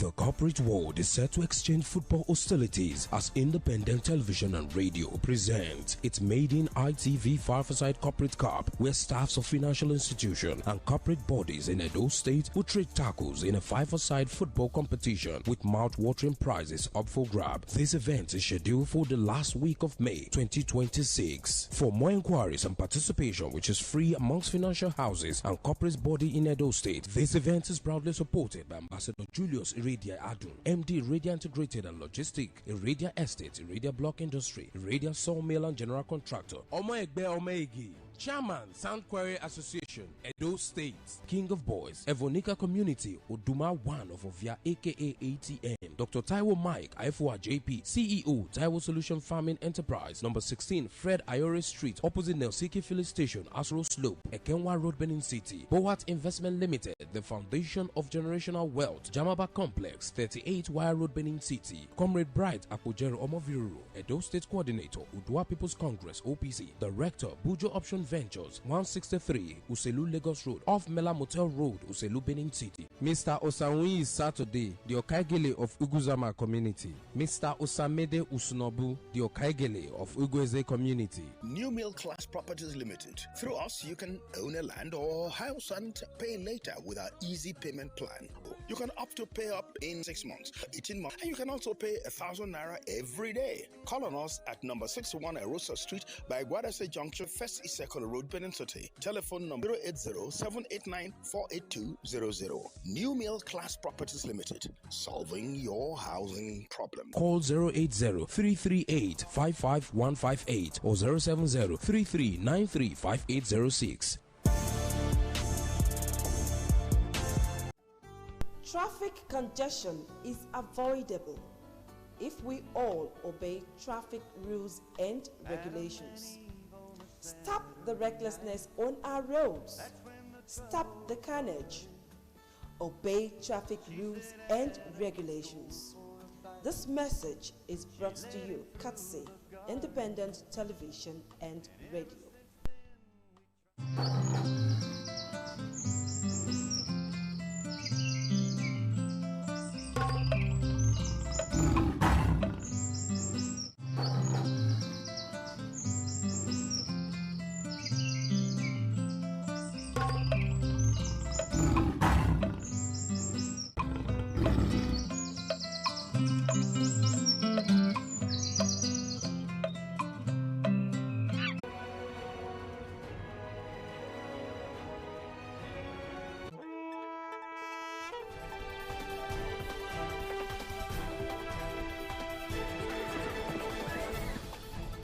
Fill the pot. But now, when you have so much, the pot gets filled. So now they are saying, look, we went to Ibadan, we stayed in Ibadan, we enjoyed the best of what Ibadan could give, and we agree that, look, we are going to be fielding one candidate. Before I bring my guests to you this morning, let's listen to that clip from what now many are describing as the Ibadan Accord.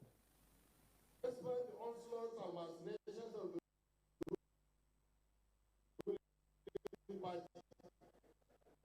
the SPC, to ensure that Bola emerges as the sole presidential candidate in 2027, we shall feed candidates and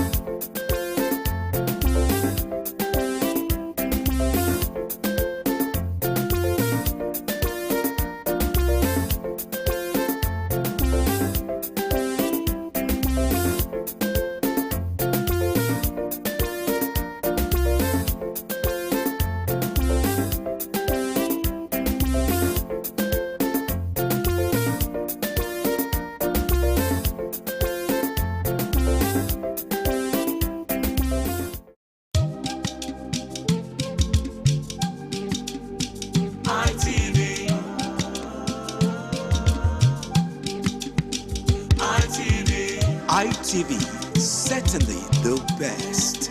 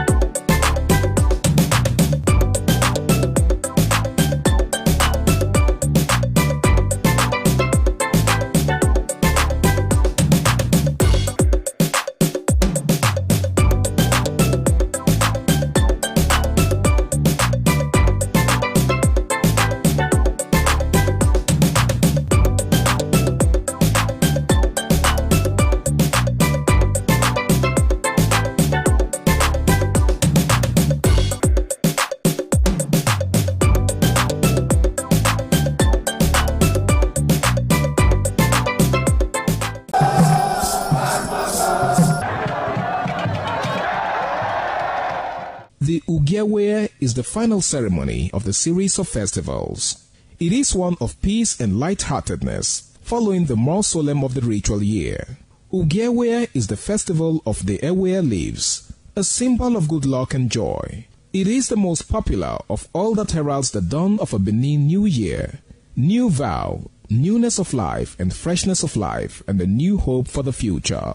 In the evening, The Ewe leaves are presented to the Oba of Benin in grand style in a colorful ceremony.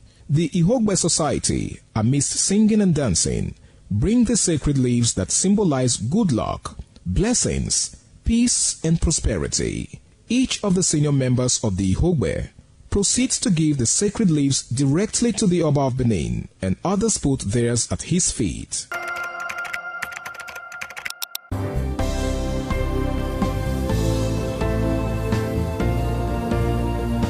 Thank you very much for joining us on the program Healthy Living. What is the kidney? The kidney is an excretory organ in the body, which is for metabolism. Tuberculosis affects many organs in the body, but the common ones it usually affects is the lungs. Epilepsy is a neurological problem.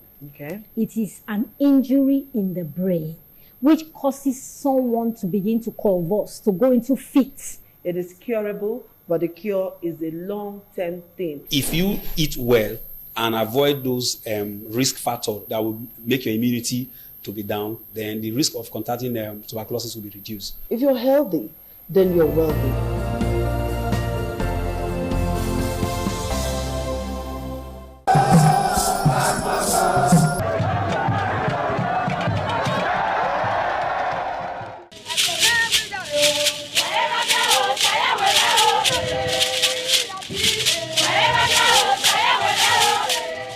Benin Cultural Dance, a unique dance and quality dance steps of the Benin people.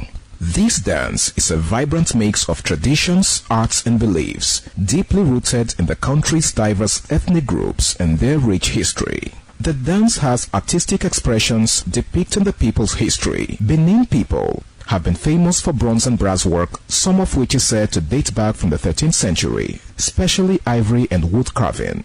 In Benin, the people dance to show respect, honor, dignity, which they honor. They dance to show royalty, as natives are seen in their numbers around their body depicting the symbol of kingship.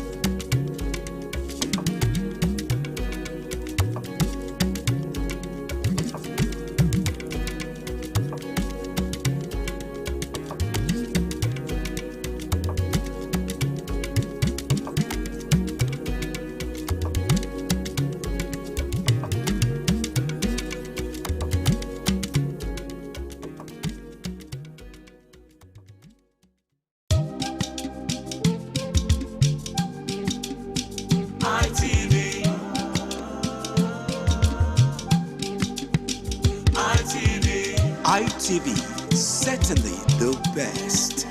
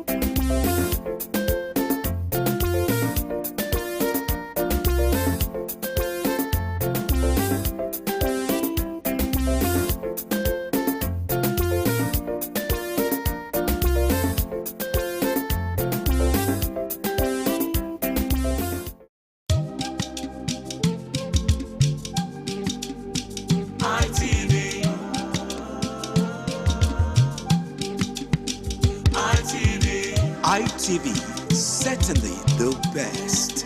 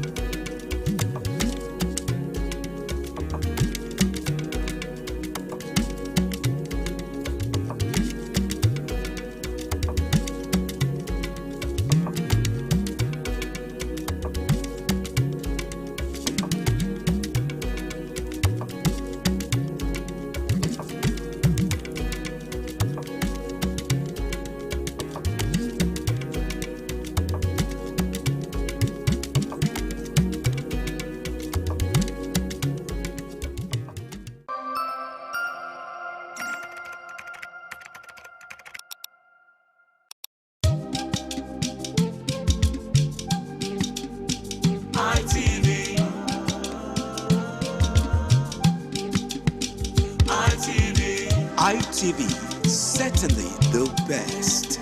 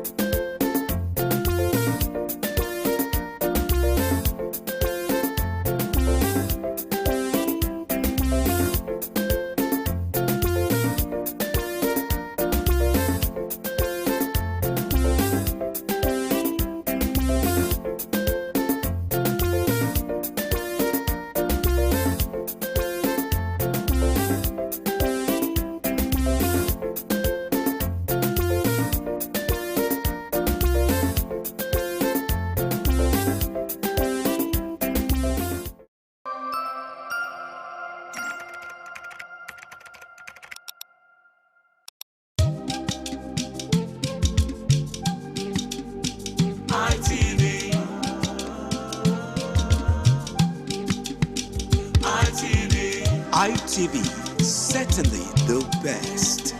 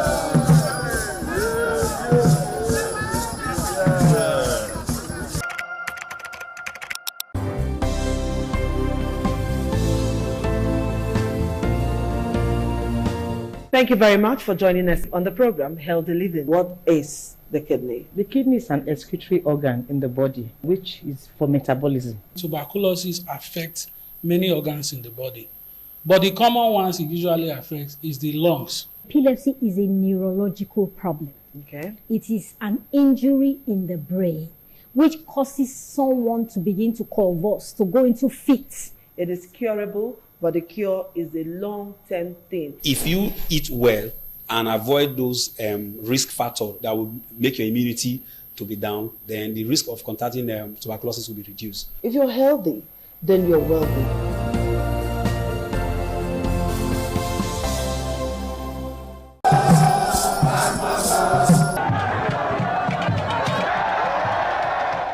Onwa is rich in culture and traditions. The people are a mixture of traditional worshippers, Muslims and Christians. Onwa is located at the northern part of Edo State. It consists of 2 local government areas, that is Onwa West and Onwa East. It has a total number of 13 clans and 21 political wards, according to National Population Commission 2006 census. The population of Onwa people is put together at 251,686. The people love tradition and culture. Historically, the people ancestors in deep quest to hand down on their future children a society of love and friendship.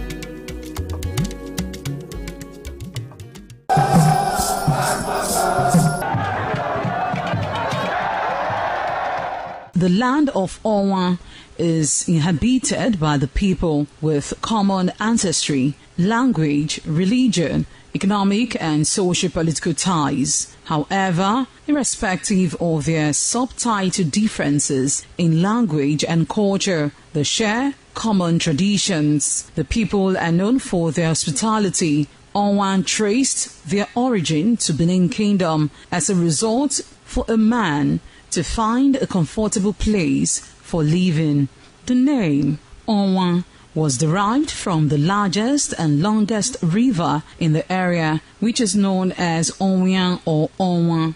It means one who makes merry in affluence.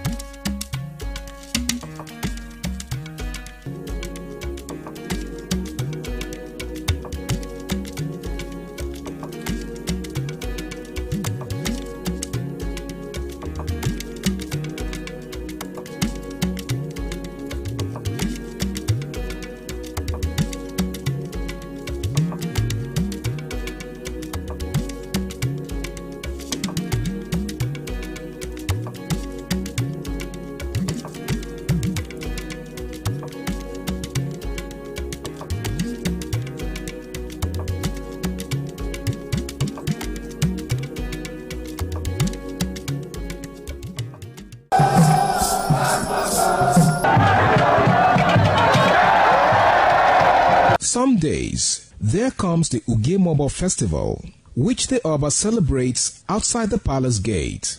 A pavilion is built of red cloth where rites are performed to drive away all evil spirits still unsatisfied by the year's sacrifices. The Emobo Festival is to commemorate an event in Benin history which dates back to 1504 AD.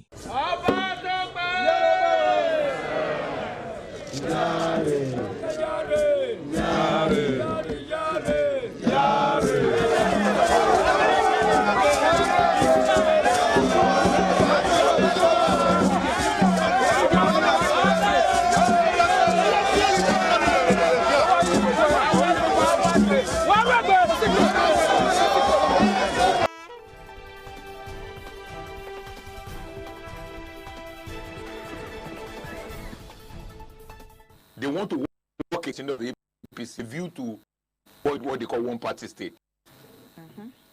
By the maneuvering of APC, are determined to field candidates across. That is, in the dominance of APC, they are poised to say at every level, is this Senate president, is it vice president they want to do. Those are the other one is like this. They now have a part of the summit resolution. They want to agree on candidates. Yes, of course. Then the other one is this. They complain about Joash Amukuton.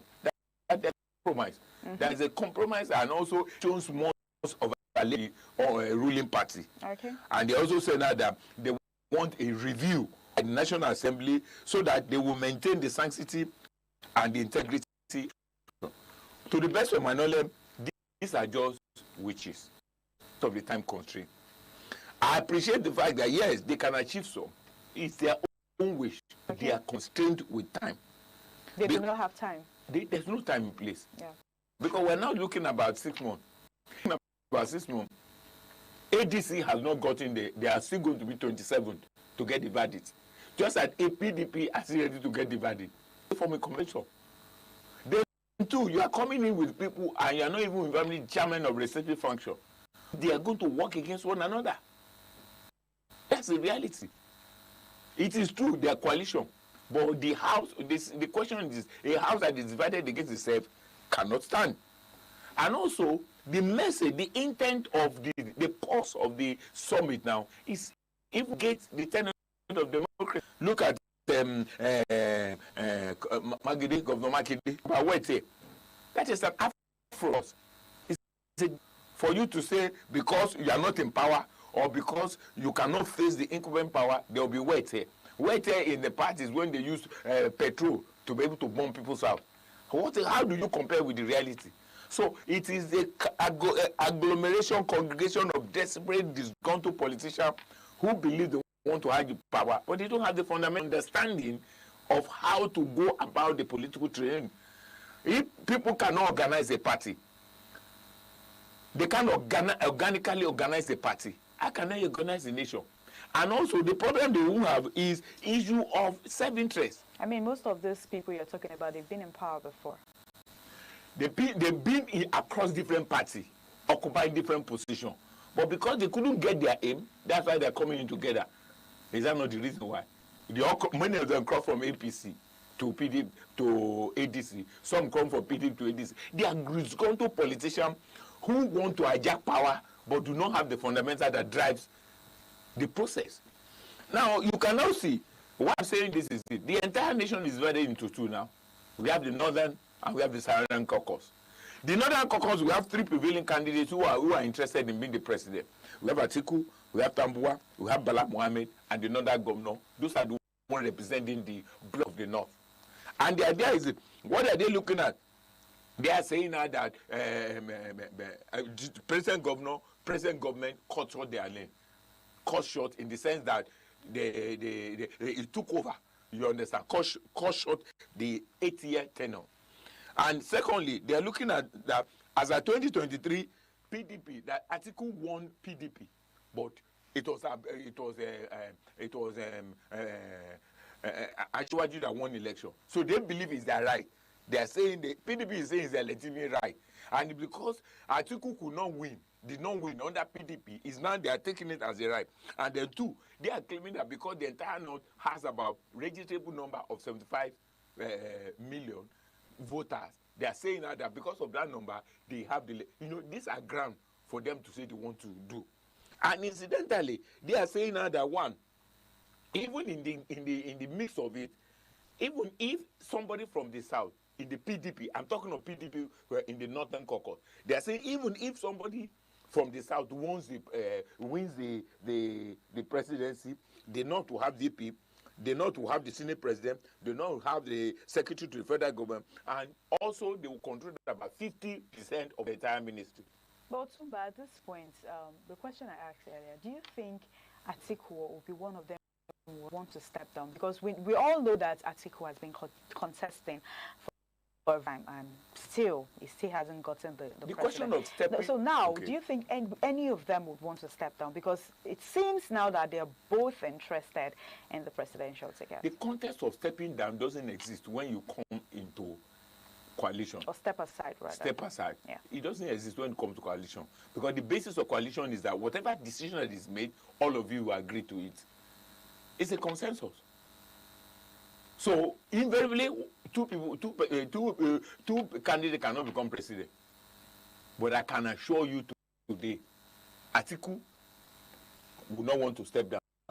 Atiku makes almost everything they are doing. Obi himself is not the problem. He that are giving me problem. Obi as a person is not himself, because he mentioned that he is desperate to get Nigeria moving, but he's not to be president. Let's take him by his word, which means any combination that existed, as long as we move, Obi was as VP to Atiku. So it's a question of a consensus, and two people cannot be there. But it's them, as of today, will not step down for one another. But that is the reason why. That's the main reason for this summit. The reason why I told is to president to agree on one president based on consensus. Okay. And the root of the consensus is that when they have that consensus agreement, everybody into it. So basically, one person his idea. But I'm now telling you now that the problem is not the candidate, the problem. It's their membership. Atiku sees as his own entitlement mentality, because he has been vice president for. You can't ask him to be president again. So definitely, the president is looking for midwife ADC, midwife all this arrangement and Obi himself as a person is looking for presidency, but he is saying he's not desperate to be, but he's desperate to get Nigeria going on. But then are saying if he goes for VP, they are out of the game. You understand? Conquesta is saying he's interested. Conquesta came to coalition, but Conquesta is neither here or there. The idea of Conquesta is this: Conquesta has said he cannot work with. You can't have Conquesta and Atiku as a candidate of the North. He has agreed to work with Obi. He has agreed with Obi, but he said he cannot be VP to Obi because he believes he's more experienced than Obi. And if you see that, if you go through that combination of Obi and we're probably looking at LP was 6.1, Conquesta is 1.49. So we're still talking about 7.5, and 7.5 combination is less than 6.9. All right, Otumba. So they can't. If the opposition fails to unite again in 2021, should Nigerians, the problem isn't they but the opposition itself? APC has never been the problem. So the opposition, they are the problem. They are because of their stress. All of them want to be president at the same time. Even when being president. But he nominated who is the Director General. Kwankwaso has signed that he will work with Obi, but he cannot be his vice president. And as long as that combination that can work for them is when Obi and Atiku will come together. Those are the two combinations that has the opportunity to win based on last election. And at this point, none of them want to be vice president. It's either the president or nothing, presidential ticket or nothing. You're just repeating after me. The issue now is it is sacrosanct. Atiku cannot become a vice president. So if he can't become a president, then who else will become vice president? Obi. And Obi, they are saying if Obi says he wants to be vice president, they will not. They are already out of the game. Isn't that telling you that the coalition is up?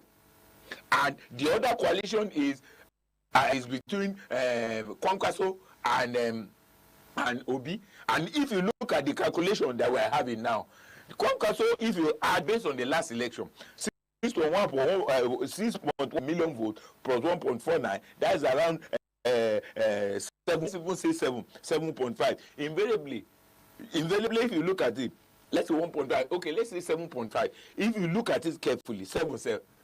If you look at it carefully, it means the total vote they have is not even equal to Asiwaju, which is 8.79. And you cannot assume that all that voted for Obi, people that voted for Kwankwaso will still replace it, because there's a change in dynamics now. There's a change. The calculation has changed. Are you aware? As of today, APC has about 31 governors. Yeah. That they themselves will go ahead to be able to fight. APC is in charge. APC has institutional reporting to them. They are in charge of security. Are you aware? And security, they are in charge of they are in charge INEC. INEC report to him. Of the judiciary, Chief Justice. I'm not saying they will. I'm not. But you cannot. You can sort of. There's no way they won't use incumbency power to be able to entrench themselves. They have already entrenched themselves. But they're not saying force major cannot happen. But people are dreaming why. My dream is that maybe Atiku will not step down. I've said it on many stations, he will not step down. And with what has been happening, I mean, the defections that have been happening here and there, you just all know that APC now has 31 governors. And of course, we still do not know what will happen between now, tomorrow, next tomorrow. A couple of defections might still happen. We still do not know. I feel at this point, or don't you think at this point, this is when the ADC, they are supposed to come together and make agreements, because it is so obvious now that the ruling party, which is the APC, they are very, very strong at this point. So now either Atiku or Obi, none of them want to step aside for the other person to be president, because Atiku feels, I'm due to be president because he has been contesting for a very long time, and Obi, the youth wants him to be president. And then if he's not stepping aside, Atiku is not stepping aside, and we all know, we can see that party, they are very strong at this moment. Do you think? Because let's be frank, people probably deceive themselves a lot. The youth want to be president alone. Who is telling the youth doesn't want Asiwaju to be president? Who is telling they don't want Kwankwaso to be president? Those are erroneous beliefs that they had in 2021. Them are exposed to similar youth to presidency. But can youth alone decide who is the president? Youth, they are divided, they have divided opinion now. Are you aware of what city boys are doing across the board? Who are using different strategies? I'm not saying things cannot happen. But based on my understanding as of today, it is dead on arrival. Coalition is dead on arrival because of their self-opinionated, their self-centered. They only chase personal ambition, personal goal, not a collective goal. I can assure you today, the day they announced that somebody is a presidential candidate, all other person will be out of the game. I can tell you. I'm very confident. So you think that's going to happen? I said I'm on air now. My name is Otumba Odubemi. I'm confirming to you, the day they announce that this is the presidential candidate, if they announce today that Atiku is the presidential candidate, but Atiku has said that he's going to support anybody that gets the ticket. That is Atiku voice is different from these members showing him. It will be noticed. These people are only representing single vote, single candidate. Remember the influence. Remember those people that are with them also have the stake in it. Is that not also? If you are supporting Atiku, it is the stake that when he become president of somebody, are you going to negotiate? You will want to negotiate it, for instance, or for if you are negotiating the essence of him. So it kind of, when any of the comes in that will do this, his mouth. He can only speak for himself. He can't speak for the entire people that are with him. The people are doing him because what is the essence of politics? You work and then you get the work. You know, loyalty pays a lot in politics. It is those people that work for you to achieve. You'll be able to appoint as minister, appoint as governor. So I will now work for you for more than 8 years or work for you through election. At the end of the day, you now decide that you are no more, you have stepped down. If you step down, what do you think I will do? I will now move to the next person. Vote for the next. I know they want to come to election and lose. Remember, I see a lot of people are dreaming. Atiku midwife ADC. ADC is shaking now because they're still going to wait for the validation of the shot. Is that also? As I tell you, as we are speaking now, they are busy discussing with PRP again. And Atiku is midwifing it. Atiku midwife the intention of it. It was an intention combination. So do you now want Atiku to say, okay, you want him to get to a point that I've worked so much because of the spirit of a coalition. Even if he is that, yes, he has agreed. How will he influence all the? Will he be able to influence all his membership? Is it remote controlling? Yeah, sure. There. So Tumba, can the opposition turn insecurity and economic hardship into electoral? Do you think they can turn into electoral advantage? It's a lie. They cannot turn it to electoral advantage. The reason is understanding.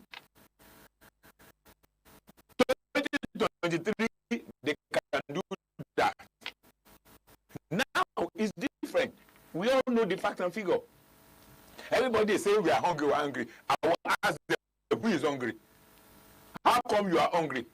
If anybody from any state says he's hungry, the federal government deny your state of the fiscal allocation. What are the program of action is your government doing?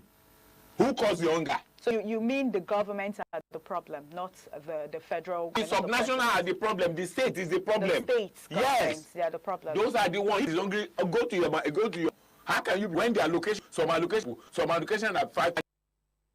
They know they were used to. They now eat like yes on security. The security vote has turned times 5. 10 times hungry. So they say on the rate of almost. I say the price is high is an international pricing. If you say security, I'll say when someone, even the president, former president Obasanjo was saying about security, if the government is not, is Obasanjo telling the people that APC is the cause of this, is the one sponsoring it? No, the answer is no. The entire security if you say about security, I will tell you, how can you be having this displayed at the same time they're killing themselves, the same people, and yet they are getting security vote, they're getting location, they're building, destroying it. Remember, the one they use for their own, the fiscal allocation they use their own, they don't. It is what federal government build for them they destroy. Because we get another one. So what of the insecurity in the country? You're also blaming the state government. I say insecurity in the problem is a collective issue. Nobody can be absorbed from it. I'm saying the state has responsibility, the federal government has responsibility, even every arms of has responsibility, even the opinion leader, the religious leader, who are the one causing insecurity? Is it not Nigerian? Can we not call them to order? When there's insecurity, are we not curtailing our own? Don't you have a Amotekun? Don't you have a PC? Don't you have a Agbekoya? Are we not limiting the? Why did they their own that every day they do? Is it not their people? Are they not the one that porous water? Can't they guide the porous water? Are they not one in charge of the security? Who is in charge of security? Is it not a Northerner? Is it not from Borno? The solution to the problem, if anybody raises an issue, we have a very intellectual approach to it. Let us regionalize. Be able to provide. Let the center only maintain the defense order. So nobody can use this as an excuse now. We will tell him now that, how can you explain the insecurity you are saying has been happening in the same place for more than 30 years by the same people in charge of it? How do you explain? It is critical warfare. It is warfare, custom norms and tradition. When the people are tired, they will stop. Because they can't continue to spend their money to be able to do such a thing. And the only antecedent, we say we want community policing, we want state police. But my own is, let us regionalize. Prior to this time, when we are in different regions, such a thing cannot happen. Because every region will defend themselves. Is that also? We have Act 4 from head nation that comes in. And people invite all these things as a want to call protection. Let the truth be. Insecurity is a collective problem. It's not this government problem alone. It's an avalanche of what has happened in the past. And it's really happening now. Are we tired? When we are tired, we'll stop it. All right, Otumba, beyond alliance, what is the grand strategy to utilize voters differently this time? Is it for coalition or for APC? In 7 generation. The general election is this. The eyes of understanding of people is now clear. We have where we're going. To the people in government, we know so far. We know what they've not been able to achieve. At least they've been able to achieve a micro stability. They've been able to achieve to some extent a meso stability. It's only the micro they are doing. And the micro, I've told you, those things are self-inflicted. And they've people not transparent enough. They need to be credible. They need to be transparent. They need to be honest. They need to be able to communicate with people. The communication of government is extremely very poor. We know what they are doing. So we know where they are going. We know we can control them. The people who are coming, we don't know what they will do. None of them are giving a clear picture.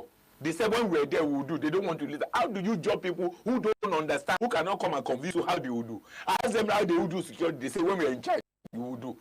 Every successful will say when we are in charge, we will do. So it's like a guesswork. Okay, Otumba, election is by the corner. 2027 is fast approaching, and we know it's not okay for Nigeria to have a state, right? And the ADC seems to be one of the only, I don't want to say the only opposition, you know, against the All Progressive Party currently, now the ruling party. So what do you think the ADC can do at this point? What do you think they can do to put their other... You have affinity with APC. No, I'm saying... I'm just joking. The way you are smiling, making gesture, let's be frank.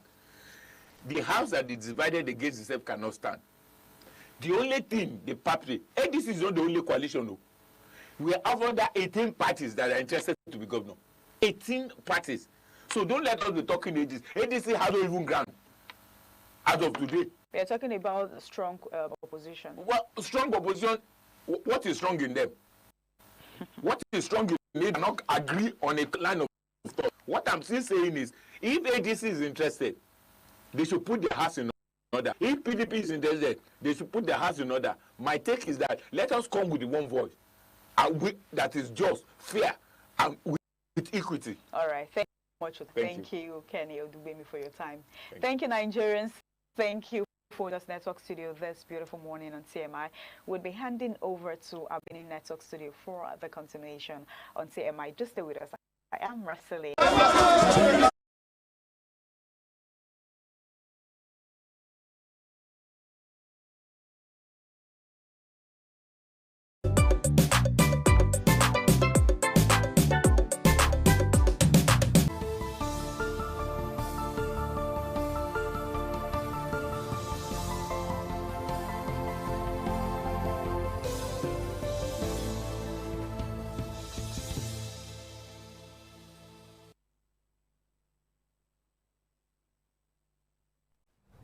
Good morning. Welcome to the news update on Independent Television.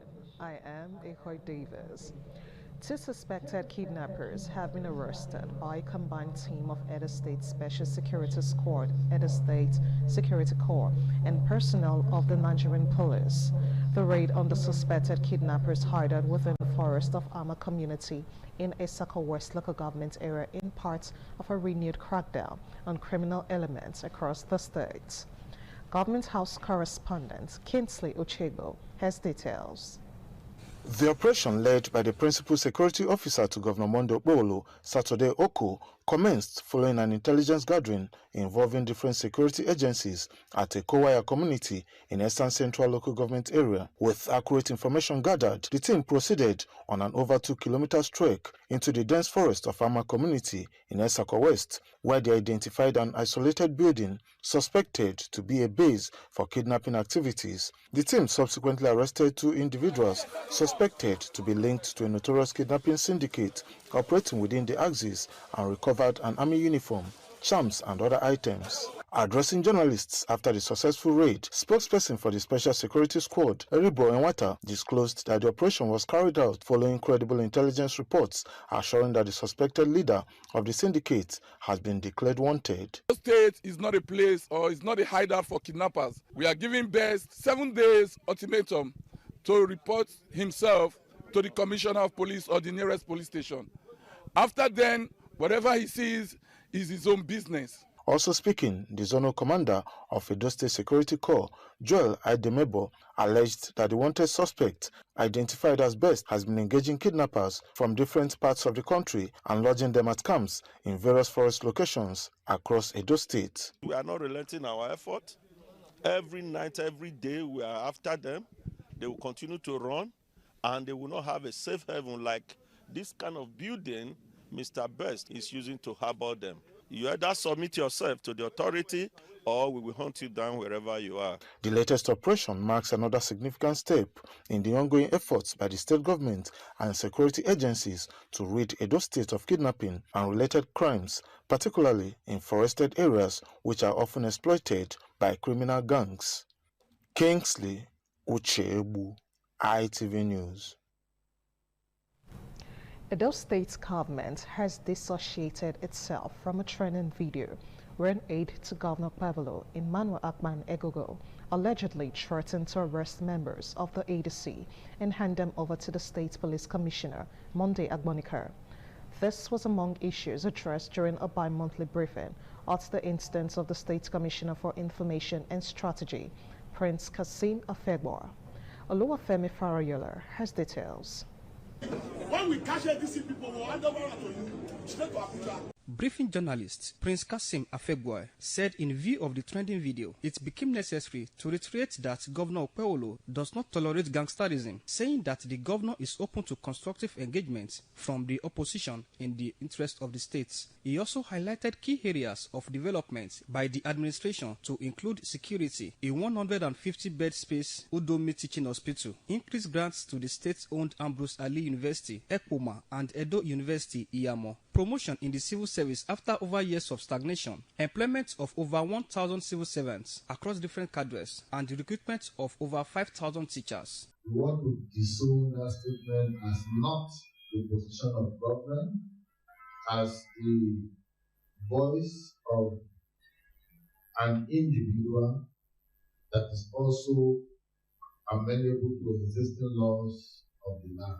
Prince Afegbua said with about 10 billion naira internally generated revenue and monies accruing from the removal of fuel subsidy, the state government is renewing its commitment to ensuring that residents benefit from the progressive policies of the state government in line with the administration's Shine agenda. He encouraged the media to partner with the state government by highlighting progresses made on the Bini-Auchi Road, the Ramat Park flyover, noting that plans have been concluded by the state government to unveil the first set of 50 CNG mass transit buses out of 100 procured, in addition to full-scale operations of over 20 primary healthcare centers across the state. Prince Afegbua also explained some recent political developments across the state. The resources accruing to the state government is the reason why they are doing so much, which is also a consequence of the subsidy removal. The interactive section featured question and answers by journalists. Oluwafemi Farayola, ITV News.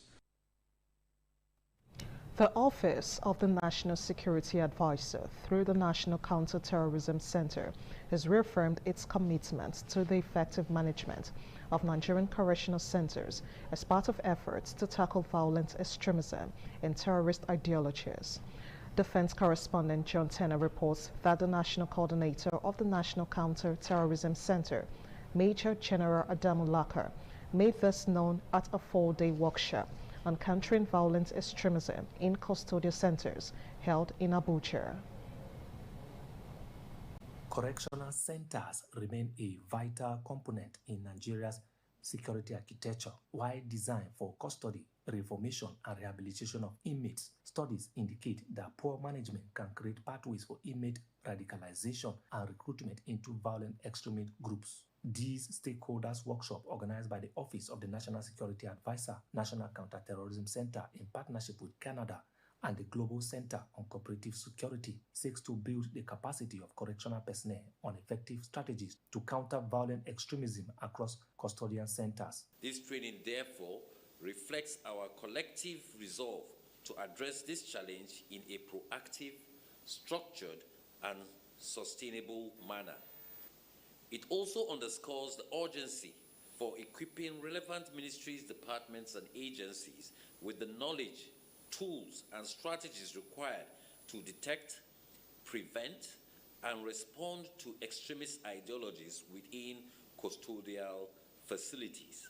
Custodial centers can either distort extremist thinking or unintentionally reinforce it. The difference lies in how prepared we are, how coordinated our approach is, and how consistently we apply what we know.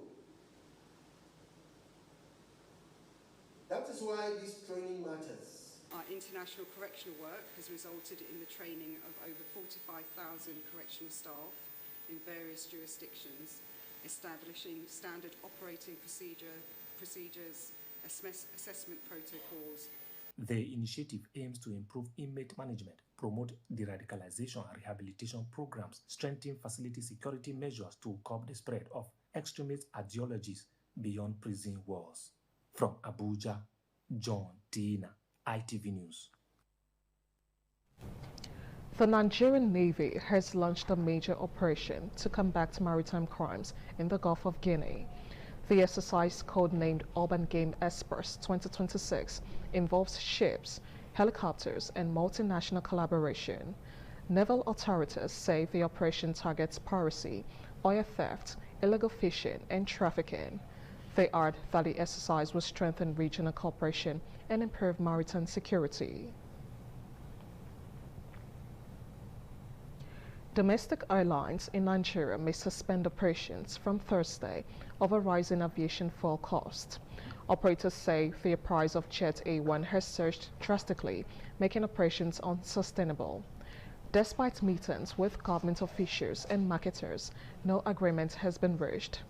Airline operators warn that without urgent intervention, flights across the country may be grounded, leaving passengers stranded. And this is where we'll call it a wrap on the news update at this time. Thank you so much for watching. I am Ikoy Davis. Good morning.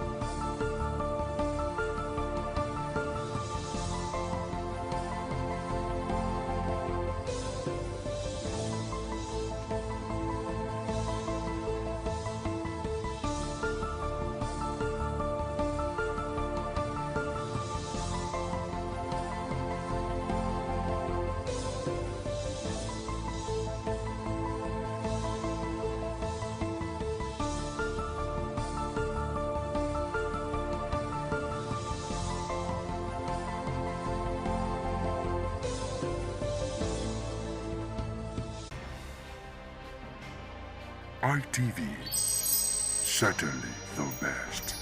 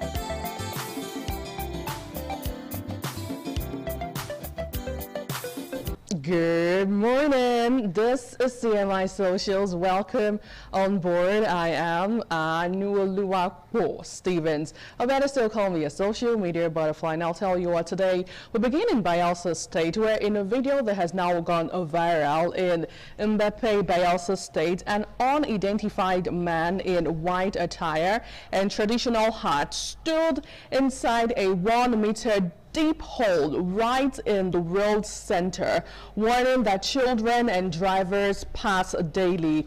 Now, he urged the state government to act as captured in a video that spread quickly online, drawing jokes about sinkholes and Ninja Turtle hideout alongside frustration over Bayelsa's poor roads despite oil wealth. Let's take a look at the video. This is a very big pothole at the center of the road leading to Nembe city, and this road is over 1 meter deep at the center of the road. You can see left and right at the center of the road. So we are calling on the authorities that they should do something about it. Central Code, the company that constructed this road, they are using this place every day. They are passing here and look at the disaster this place will cause. So the opinion leader, the chiefs, the UN leader, the council of chiefs, the opinion leader, they should do something about this road. They should do something about it. They should call on Central to come and fix this place. It will cause disaster to us. Our loved ones are passing here. Our leaders are passing here. Our children are passing here. They should come and do this road. They should come and do this road. They are seeing this thing and they are ignoring it. We are now calling the authority to do something about it. About 3 deep potholes. About 3 deep potholes on this road. So they must come and do something about it so that it will not cause disaster to us. That is my take. I'm telling the world, I'm telling the neighbor people, I'm telling the people that they are using the road. They should think how to do something about it. It's very fast. Absolutely. Now, that is truly one deep hole. But reacting to these online, netizens have this to say. This user wrote, "Terrible, Alex on X. I will recommend an interim corrective action, that is, the locals, especially the youth, fill up the pothole with sand or mud pending when the government gets their acts together to implement a permanent repair." Another user on X reacting, this one wrote, "I even thought it was a drainage. That is too deep." Absolutely. Now this user still on X says, "This is not pothole, it is drum hole. Why did the government wasted this long for it to get to this stage? Nigeria, my country." Okay, well, still reacting to this user wrote, "Bayelsa State, with all of the oil money at the disposal, refused to fix ordinary pothole. Very unfortunate. Bayelsa State should be competing with small towns like Miami Beach in Florida. But this is what we get. Anyway, we're also using this medium to call out on the state governor, Doye Diri, to fix that portion of the road. Away from that, another viral video. Now, this time around involving human rights activist Omoyele Sowore and the former Attorney General of the Federation, Abubakar Malami, during an appearance at the Federal High Court in Abuja, jokingly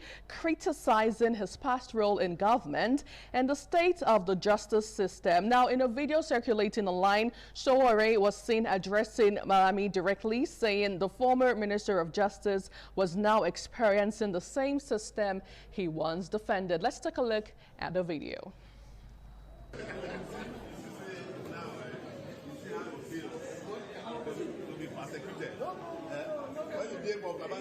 Buhari that time. So we're treason you. Are you una get cap we give am. Teachers all the time.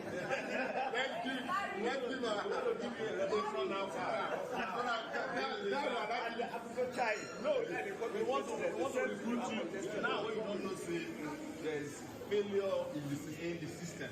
Well, the system is dealing with you now. No. I won't give you my cap. This is the revolutionary cap. I have my own cap. Okay. But at least I'm glad that you are strong. Yes. You see those days when I can never be down as far as Nigeria is concerned.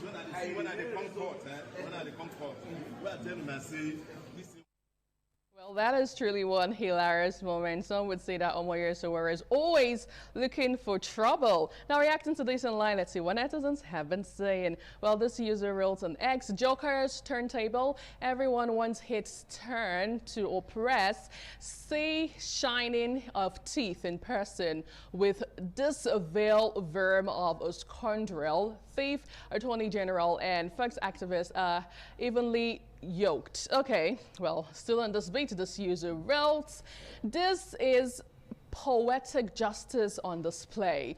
Malami was a horrible AG who enabled that aloof, brutal, incompetent. Oh my God. Okay, now Tinubu is giving him a taste of his own medicine, and Sowore is there to remind him of it.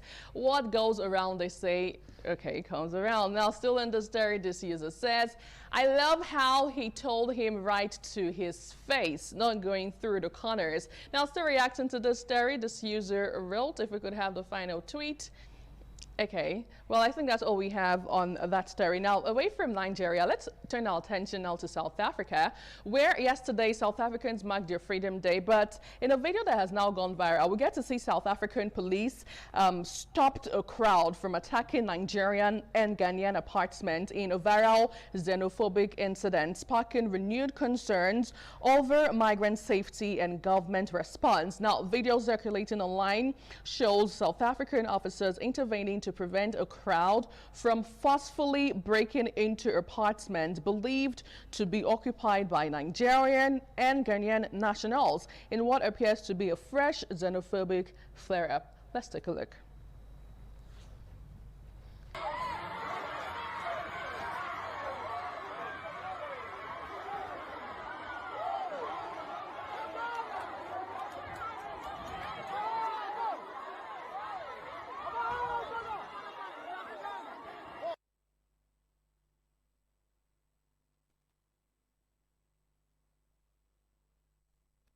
Now, interestingly, it seems South Africans are not the only one dragging Nigerians at this point, as even Ghanaians too are also part of this mess. Take a look. Their leader, the way they have loud mouth and they are on social media bragging. They should use that strength. They should use that strength to go and face their leaders, so that their leaders will fix the country for them to stay. We are tired of them. We can't stay here with Nigerians. From today on, everybody, every landlord, we are warning you people. We should stop renting rooms for Nigerians. We should stop renting shops for Nigerians. Those who are selling lands for foreigners, they should stop. Foreigners who are buying land in Ghana, a time will come, we are going to take all those things back from you people. The country country belongs to Ghanaians. We don't share our country with anybody. Ghana is for Ghanaians alone. Well, interesting times ahead. Now let's listen to Cyril Ramaphosa yesterday at the Freedom Day celebration they had. Take a look at what he had to say. To those who are here legally, respect us as South Africans, respect our laws, respect our conventions and our traditions, as you would want us to respect the laws and traditions of your own country. As a nation that defeated colonialism and apartheid through international solidarity, we carry a responsibility to advance constitutional values beyond our borders. So we then therefore say, yes, let us allow our laws to take their course. We have already set in place the way in which we will be able to deal with those who are in our country illegally. We remain committed to multilateralism, to respect for international law and principled diplomacy. International law was born from Oh, my dear Nigeria, the giant of Africa, as some will call it sometime in the year. Well, reacting to this online, let's see what netizens have been saying in this viral story. Now, this user wrote on X, is the xenophobic attacks about respect? I don't understand African leaders. Your citizens are feeling bad that other African countries are coming to South Africa to be industrious and work, while also feeling intimidated by the way South Africa leaders preference productive men. Okay, and to this, is this a yardstick to push xenophobia against other Africans?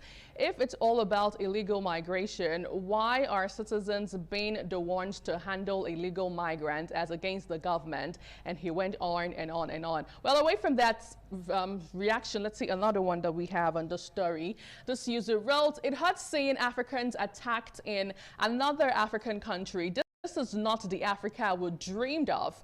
Africa is our home, not a battlefield for ourselves. Well, still on this beat, this user wrote on Instagram, Bright says, the only difference between Ghana and South Africa is that Ghanaians hide their own hatred and envy behind banter. Well, it's an ongoing conversation online, and let's hope things get better moving forward in South Africa. Well, if you're a Nigerian in South Africa, please stay safe. Now, back here at home, this time around in Lagos, Babajide Sanwo-Olu, the governor of Lagos State, has endorsed the 2027 governorship aspiration of Obafemi Hamzat, who happens to be his deputy, describing him as the best man for the job. Let's take a look.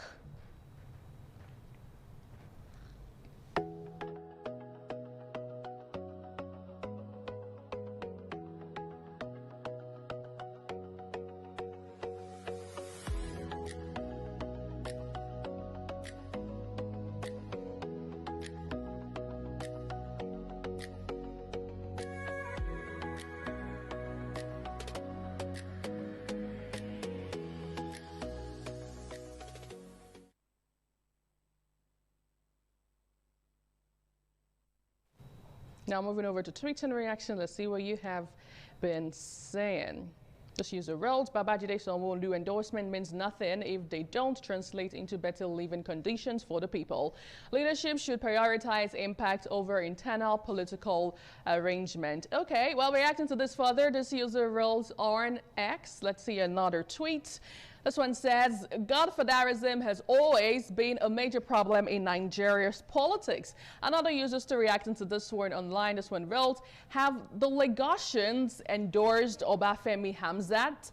I guess we will find out the outcome come 2027. Now, speaking about endorsement and interesting political visit, this time around, former President Goodluck Jonathan and ex-Anambra State Governor Peter Obi on Monday, yesterday, held a closed-door meeting as part of Obi's ongoing political consultations ahead of the 2027 general elections right there in Abuja, the nation's capital. Anyway, take a look. In consultation to have respected on 2027 elections. And overall about Nigeria, the Southeast leaders, and you can see all of us here. Sir, you remember when you were in Kano? You paid him. See him in the categories we have gone to see former President Obasanjo, former President Babangida, former President. So that is the category we are seeing now. They are not defecting. They are fathers now.